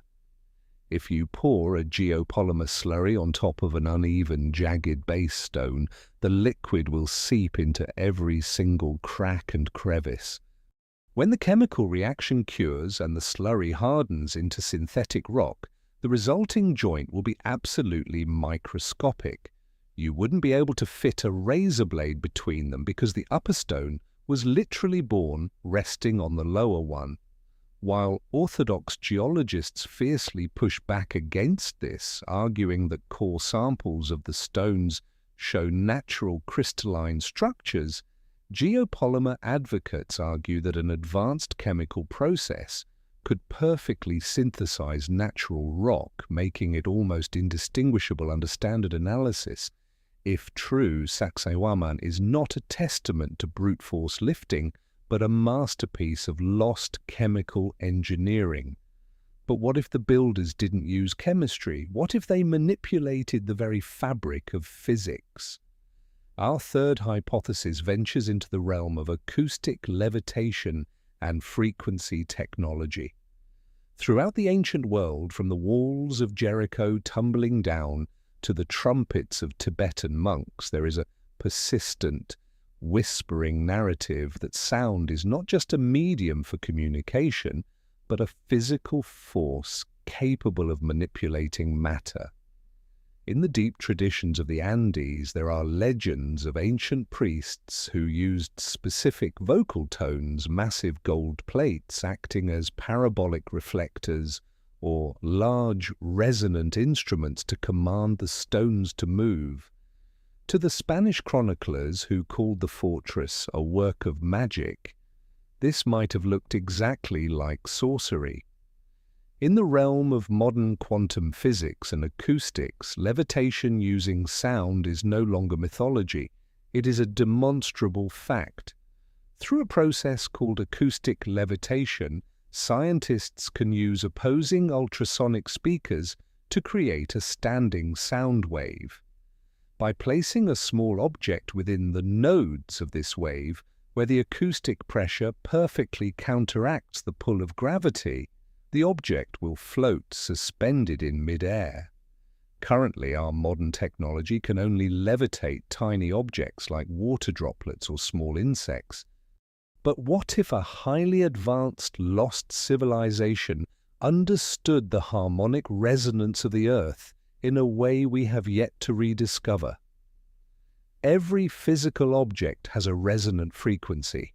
If the ancient builders possessed a technology capable of tuning into the precise resonant frequency of a 100-ton andesite block, could they have blasted it with a concentrated acoustic wave that effectively nullified its mass? Even if they couldn't fully levitate the stone, applying extreme targeted vibrations could have drastically reduced its friction. If you vibrate a massive, heavy object at the correct frequency, it essentially floats on a microscopic layer of air, allowing a small group of men to push a 100-ton block with the ease of pushing a shopping cart.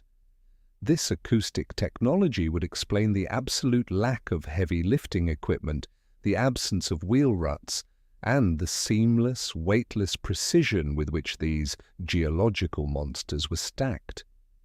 Finally, as we evaluate these high-tech hypotheses, we cannot entirely close the door on the oldest explanation of them all, the intervention of the giants.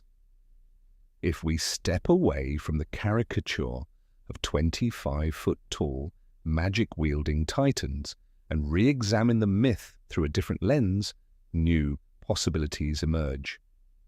What if the giants of indigenous legend were not a biological species, but a description of giant machines?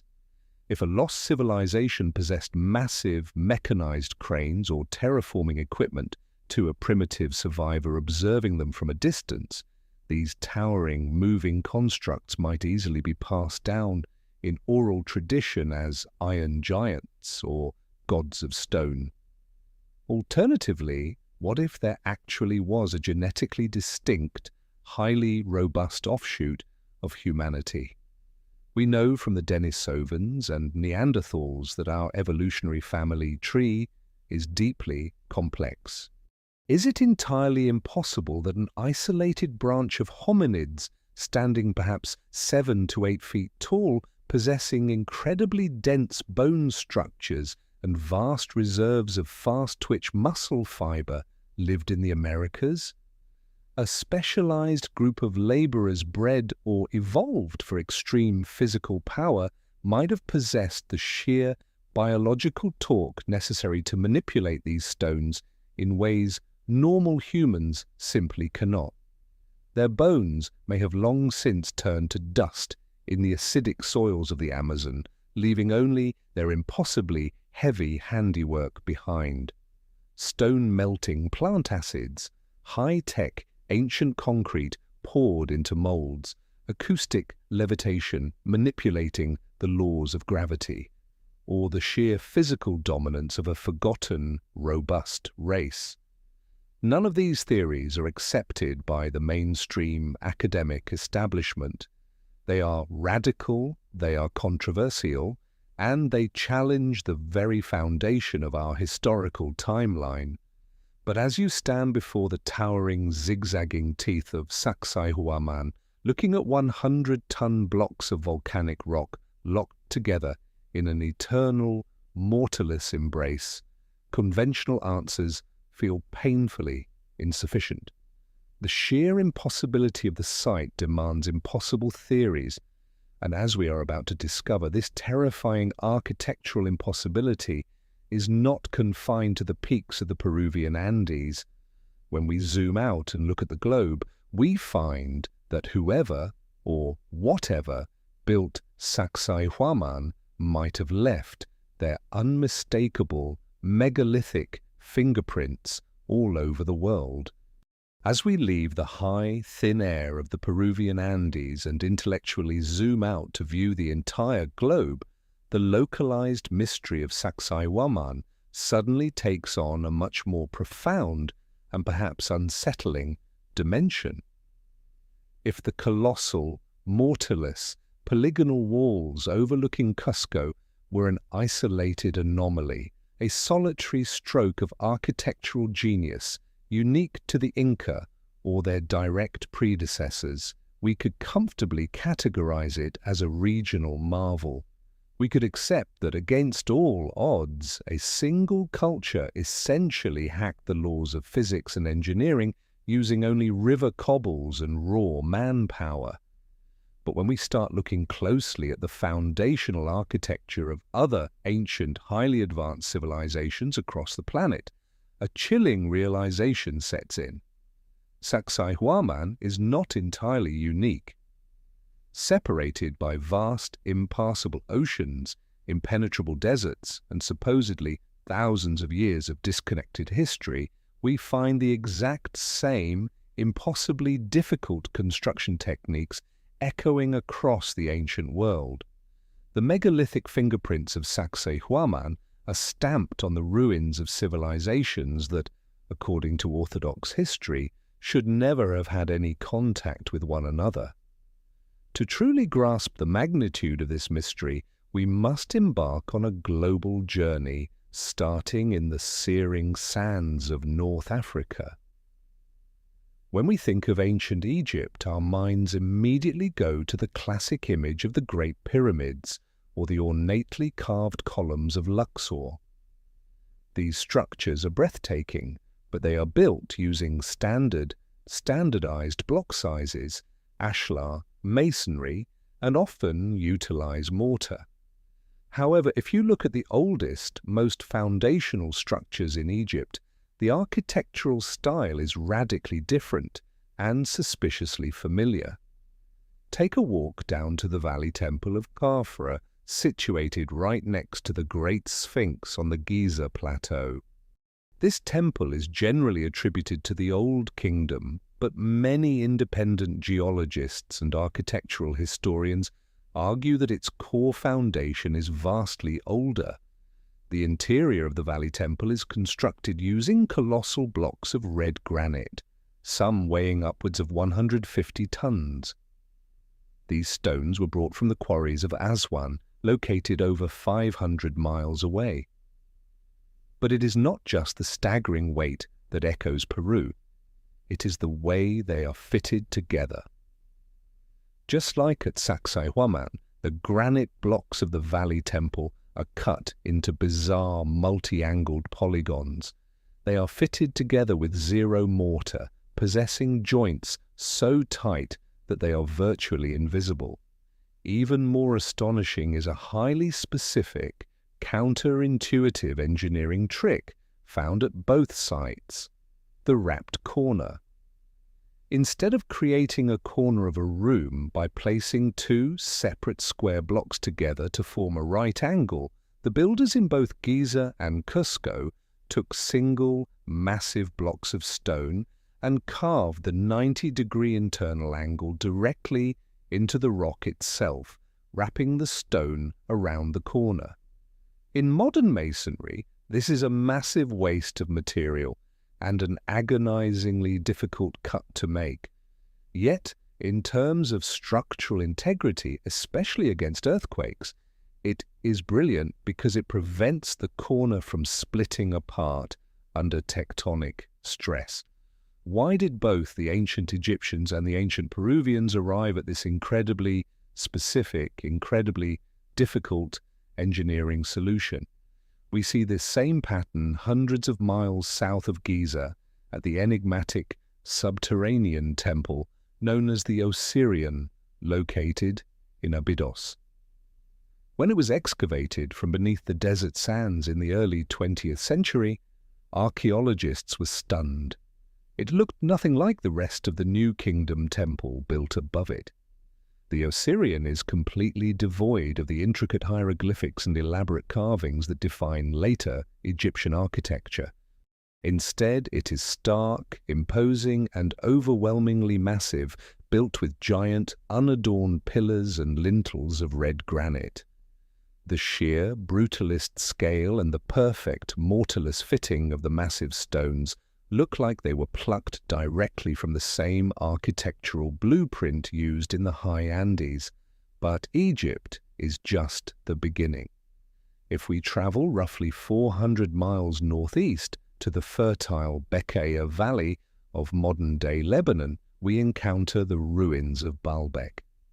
Today, the site is famous for the towering, incredibly ornate Roman Temple of Jupiter. But just as the Spanish conquistadors built their cathedrals on top of the megalithic foundations of Sacsayhuamán, the Romans built the Temple of Jupiter on top of a foundation that makes their own spectacular engineering look rudimentary. The foundation of Baalbek contains some of the largest cut stones ever manipulated by human beings on the face of the earth. The most famous section of this retaining wall is known as the Trilithon, a row of 3 colossal limestone blocks. Each one of these 3 stones is approximately 64 feet long, 14 feet high, and 10 feet thick. Their estimated weight is an incomprehensible 800 tons each. And just to push the boundaries of reality even further, they are not sitting on the ground. They have been lifted and placed flawlessly on top of another layer of stones located over 20 feet in the air. Just like the builders of Sacsayhuamán, whoever laid the foundation at Baalbek completely ignored the concept of manageable block sizes. In a nearby quarry, archaeologists have found stones intended for the temple that were never fully detached from the bedrock. One of them, known as the Stone of the Pregnant Woman, weighs an estimated 1,000 tons. Another discovered more recently pushes 1,650 tons. To put that into perspective, moving a 1,650-ton block today would require a specialized multi-million-dollar crawler transporter like the ones NASA uses to move space shuttles. Orthodox archaeology maintains that the Romans quarried and moved the trilithon using vast arrays of wooden capstans, pulleys, and tens of thousands of slaves. Yet Roman engineers, who meticulously documented their architectural triumphs, never once wrote about moving an 800-ton stone. Furthermore, the Romans were masters of concrete and small block construction. They had no practical reason to carve a single 800-ton block when a wall of smaller bricks would suffice. The sheer megalithic hubris of Baalbek perfectly mirrors the megalithic hubris of Sacsayhuamán. It is an architecture that screams of an effort to build for eternity, utilizing a technology or a methodology that simply laughed at the constraints of weight and gravity. However, the most visually jarring and direct parallel to the zigzagging walls of Cusco does not lie in the Middle East. To find it, we have to travel across the vast emptiness of the Pacific Ocean to the most remote, isolated speck of inhabited land on the entire planet, Rapa Nui, better known as Easter Island. Easter Island is globally famous for the moai, the hundreds of giant brooding stone heads that stare silently inland. But the moai are only part of the island's mystery. Tucked away on the southeastern coast of the island is a ceremonial platform, or ahu, known as Ahu Vinapu. When the legendary Norwegian explorer Thor Heyerdahl arrived on Easter Island in the 1950s, he stood before the retaining wall of Ahu Vinapu and was struck by a profound sense of architectural vertigo. He was not looking at a traditional Polynesian rubble wall. He was looking at a wall constructed of massive, perfectly fitted polygonal basalt blocks. The stones featured the exact same irregular, multi-angled cuts as the stones in Peru. They had the exact same sunken, slightly pillowed or beveled edges, a purely aesthetic choice found extensively throughout the Cusco Valley. And, just like Sacsayhuamán, they were locked together without a single drop of mortar, so tightly that a knife blade could not penetrate the joints. Ahu Vinapu does not just look superficially similar to Inca stonework, it looks like it was built by the exact same master mason. The visual parity is so absolute that Thor Heyerdahl used it as a primary pillar for his controversial theory that ancient South Americans, perhaps a pre-Inca, seafaring culture, had navigated the Pacific on balsa wood rafts and settled Easter Island long before the Polynesians arrived. Mainstream academia largely rejected Heyerdahl's theory, pointing to DNA evidence linking the Rapa Nui people to Polynesia, not South America. But if the South Americans did not bring this architectural style to Easter Island, how did it get there? This brings us to the crux of the global megalithic mystery. In the study of biology, there is a concept known as convergent evolution. This occurs when two entirely unrelated species evolve similar physical traits to solve the same environmental problem. For example, birds and bats both evolving wings to fly, despite not being closely related. Mainstream archaeologists often use a cultural version of this concept to explain the global similarities in ancient architecture. They argue that if you give any human society stone, rudimentary tools, and the desire to build a massive, earthquake-proof wall, they will naturally, independently invent polygonal, mortarless masonry. But many structural engineers and alternative historians argue that this logic is deeply flawed. Polygonal masonry is not the natural, easiest, or most logical conclusion for building a wall. It is, in fact, the most maddeningly complex, labor-intensive, and mathematically punishing way to stack rocks. If a culture wants to build a wall, the most natural evolution is to invent the standardized brick or the ashlar block. It is faster, it requires less skilled labor, and it allows for rapid expansion. To choose to build with bespoke 100-ton, 12-sided polygons is not a natural progression. It is a highly specific, stylized, and advanced engineering choice. Finding this exact same insanely difficult technique in the highlands of Peru, the deserts of Egypt, and the most isolated island in the Pacific defies the simple explanation of coincidence. It is like finding three disconnected ancient cultures that all independently invented the exact same model of the combustion engine. Furthermore, we find other bizarre, highly specific masonry signatures shared across these global sites. For instance, the use of keystone cuts, or metal clamps. In the ruins of Tiwanaku and Puma, located near Lake Titicaca, we find heavy T-shaped or hourglass-shaped grooves carved into the massive stone blocks. The builders would pour molten metal, like a copper-arsenic alloy, into these grooves, which would cool, expand, and lock the stones together to prevent earthquake shearing.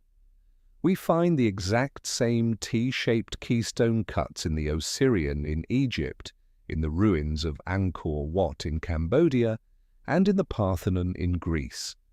How does a highly specific metallurgical and architectural technique perfectly replicate itself across continents separated by oceans in an era before the wheel or written global communication? When we step back and look at the sheer scale of the blocks at Baalbek, the polygonal perfection of Ahu-Vinapu, the wrapped granite corners of the Valley Temple, and the colossal dancing terraces of Sacsayhuamán, a staggering alternative narrative begins to form. We are forced to look beyond the isolated timelines of the Inca, the Romans, or the dynastic Egyptians. We are forced to ask a question that shakes the very foundation of the history we are taught in school. Are we looking at the scattered, surviving remnants of a single, highly advanced global civilization that existed in deep antiquity?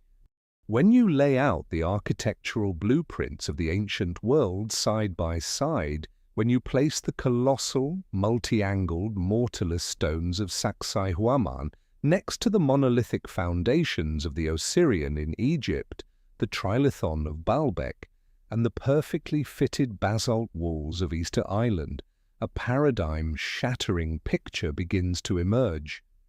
If these identical, wildly complex building techniques were not independently invented by disconnected cultures through an absurd stroke of global coincidence, we are left staring at a profound historical void.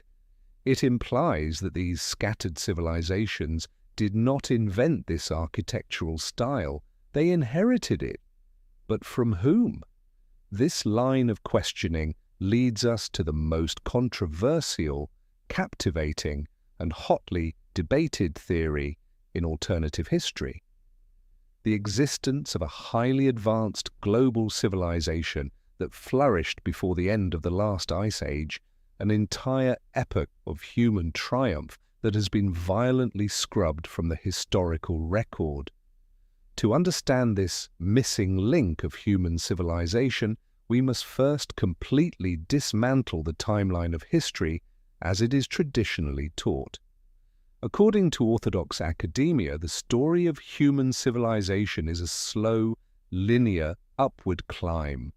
We are taught that for hundreds of thousands of years, anatomically modern humans were nothing more than primitive hunter-gatherers, barely surviving in caves and wandering the plains in small bands. Then supposedly around 6,000 years ago in the fertile crescent of Mesopotamia, someone suddenly figured out agriculture. Almost overnight, in a historical blink of an eye, these primitive wanderers organized into massive societies, invented mathematics, codified laws, mapped the stars, and started stacking millions of tons of stone to build the first great empires. But for a growing coalition of independent researchers, geologists, and alternative historians, most notably popularized by figures like Graham Hancock, this sudden, miraculous explosion of civilization makes absolutely no sense. It is like expecting a child who has only ever played with mud to suddenly draft the blueprints for a skyscraper.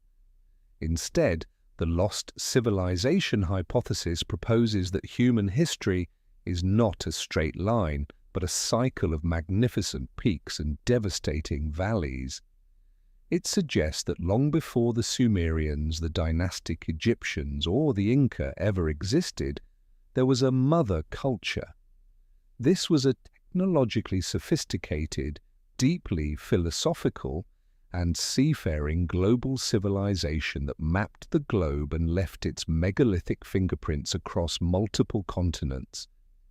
They were master navigators and supreme architects, possessing a profound understanding of geology, geometry, and perhaps acoustic physics, allowing them to manipulate 100-ton stones with the ease that we manipulate steel and concrete today. So, if this magnificent global empire truly existed, where is it? Why do we not find their plastic, their rusted-out machines, or their massive cities? Why do we only have scattered, silent stones? The answer lies in the most violent and catastrophic period in relatively recent geological history, the end of the Pleistocene epoch, specifically the period known as the Younger Dryas, which occurred roughly 12,800 to 11,600 years ago. For the vast majority of human existence, the Earth was locked in a deep ice age. Massive glaciers, some over a mile thick, covered huge swaths of North America, Europe, and Asia. Because so much of the Earth's water was locked up in these continental ice sheets, global sea levels were roughly 400 feet, 120 meters, lower than they are today. If an advanced global seafaring civilization existed during this time, where would they have built their greatest cities? Exactly where we build them today, along the coastlines, at the mouths of great rivers, and in fertile, low-lying coastal plains. But around 12,800 years ago, the Earth experienced a cataclysm of unimaginable proportions. The exact trigger is still fiercely debated among scientists. Some leading geologists and astrophysicists point to the Younger Dryas impact hypothesis, suggesting that the Earth passed through the debris stream of a disintegrating comet, resulting in massive, globally distributed meteor strikes on the North American ice cap. Others point to massive solar flares or sudden, violent shifts in the Earth's ocean currents. Regardless of the trigger, the geological result is an undeniable scientific fact. The climate violently fluctuated, the massive ice caps melted at an astonishing, catastrophic rate. This caused a phenomenon known as meltwater pulses, sudden titanic floods of glacial water pouring into the oceans. Global sea levels rapidly surged by 400 feet, violently reshaping the map of the planet. If you want to know where the lost civilization went, you just have to look at the bathymetry of our oceans. Over 10 million square miles of previously habitable, prime coastal land were swallowed by the rising seas. Any civilization that existed on those coasts was instantly and violently erased. Their cities, their ports, their written records, and their populations were crushed by the surging tides and buried under thousands of years of oceanic silt. This devastating geological reality provides a breathtaking new context for the ancient myths we explored earlier.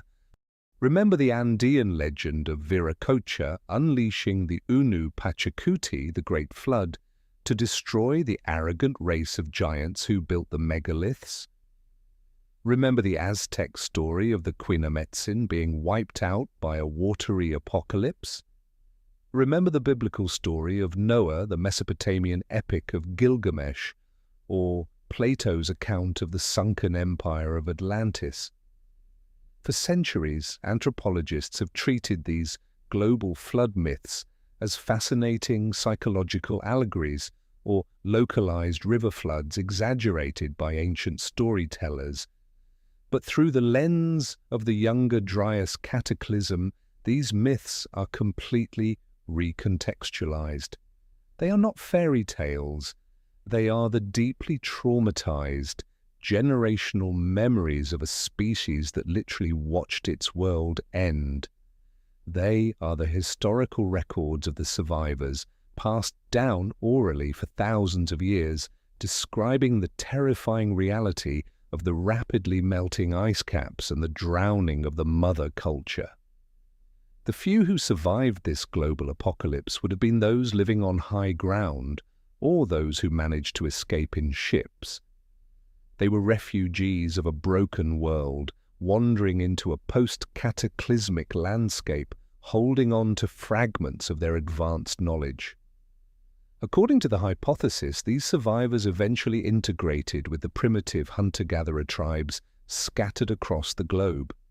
They became the mythical bringers of civilization, the bearded seafaring gods like Viracocha in the Andes, Quetzalcoatl in Mesoamerica, or Owans in Mesopotamia, who miraculously taught the primitive locals how to farm, how to read the stars, and how to build. And this is where we finally return to the towering, jagged walls of Sacsayhuamán. If we accept the possibility of a lost, pre-Ice Age civilization, the entire mystery of the fortress suddenly snaps into brilliant logical focus. Sacsayhuamán is located at an altitude of over 12,000 feet. It is high up in the Andes, far above the 400-foot rise in sea level that drowned the coastal world. It is exactly the kind of place where an advanced civilization might build a high-altitude outpost, an astronomical observatory, or an earthquake-proof refuge.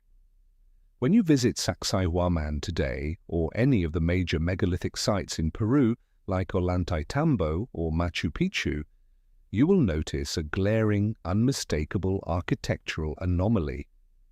There is a distinct, undeniable line of demarcation in the stonework. The bottom layers, the foundational base, are constructed with the massive 100-ton, impeccably fitted polygonal andesite blocks. These are the impossible stones. But as you look higher up the walls, the architecture drastically, almost embarrassingly, degrades. The upper sections are built using much smaller, rough-hewn stones held together by thick layers of crude adobe mud mortar. Mainstream archaeology explains this stark contrast by claiming it was built in phases by the Inca, or that they simply got tired or rushed the construction towards the end. But to a structural engineer, this makes no sense. You do not develop the most sophisticated, mathematically punishing, earthquake-proof masonry technique in the history of the world, use it for the hardest part of the wall, and then suddenly forget how to do it and resort to slapping mud and pebbles together for the top half. The alternative, and perhaps far more logical explanation, is that we are looking at the work of two entirely different civilizations separated by thousands of years. The megalithic polygonal foundations were built by the lost mother culture, the ancient giants of legend, tens of thousands of years ago. These massive stones survived the younger Dryas Cataclysm and the subsequent millennia of earthquakes because they were specifically designed to do exactly that. They sat silent and abandoned in the high Andes for thousands of years. Then, in the 13th century AD, the Inca Empire rose to power. The Inca were brilliant administrators, fierce warriors, and exceptional organizers, but they did not have the technology to slice 100-ton andesite blocks. As they expanded their empire, they stumbled upon these awe-inspiring, indestructible megalithic ruins. Recognizing their strategic and spiritual value, the Inca claimed them. They used the ancient megaliths as the indestructible bedrock for their own empire. Because they could not replicate the ancient, impossible cuts, they built upon the ruins using their own technology: smaller stones, rough ashlar blocks, and mud mortar. The Inca were not the architects of the megaliths, they were the inheritors. They were the ultimate squatters of antiquity. This explains why, when the Spanish conquistadors put their swords to the throats of the Inca elders and demanded to know who built the 100-ton walls, the Inca did not claim credit. They were an immensely proud empire. If they had built it, they would have boasted of it. Instead, they pointed to the deep past. They essentially told the Spanish, "We only built the top. The foundations belong to the gods of the first creation." This hypothesis fundamentally rewrites our understanding of who we are. It suggests that we are a species suffering from profound collective amnesia. We wander through the towering ruins of Peru, Egypt, and Lebanon like orphans, walking through a shattered, magnificent mansion, entirely unaware that the house once belonged to our ancestors. Sacsayhuamán is not just an Inca fortress. It is a distress beacon from the Pleistocene. It is an enduring 100-ton geological alarm clock ringing across the millennia, desperately trying to wake us up to the terrifying, magnificent truth. Civilization is incredibly fragile. History is much older than we think, and the giants who came before us have left their bones in the stones. As the sun sets over the high Andes, casting long, jagged shadows across the cyclopean teeth of Sacsayhuamán, we are left standing exactly where we began, in a state of absolute, humbling awe. We had traveled through the mythological twilight of the first creation, tracking the footsteps of Viracocha's petrified titans. We have sailed the freezing waters of Patagonia with Ferdinand Magellan, sifted through the massive, fossilized bones of Pleistocene megafauna, and navigated the fierce, ongoing intellectual war between mainstream archaeology and the captivating theories of a lost pre-Ice Age global civilization. Yet despite all our modern science, our satellite imagery, and our advanced engineering, the stones remain stubbornly, beautifully silent. They refuse to give up their final secrets. We still cannot definitively say with absolute, undeniable certainty how ancient hands managed to carve, transport, and perfectly interlock 100-ton blocks of volcanic rock with microscopic, mortarless precision. But perhaps that is exactly the point. In our modern, hyper-connected world, where the answer to almost any question is just a quick internet search away true, impenetrable mysteries are becoming exceedingly rare.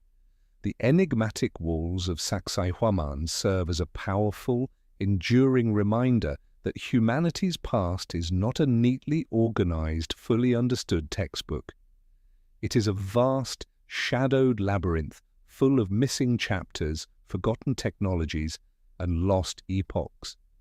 The fact that the greatest architects and structural engineers of the 21st century can stand before a prehistoric wall and simply say, "I don't know how they did this," is not a failure of modern science.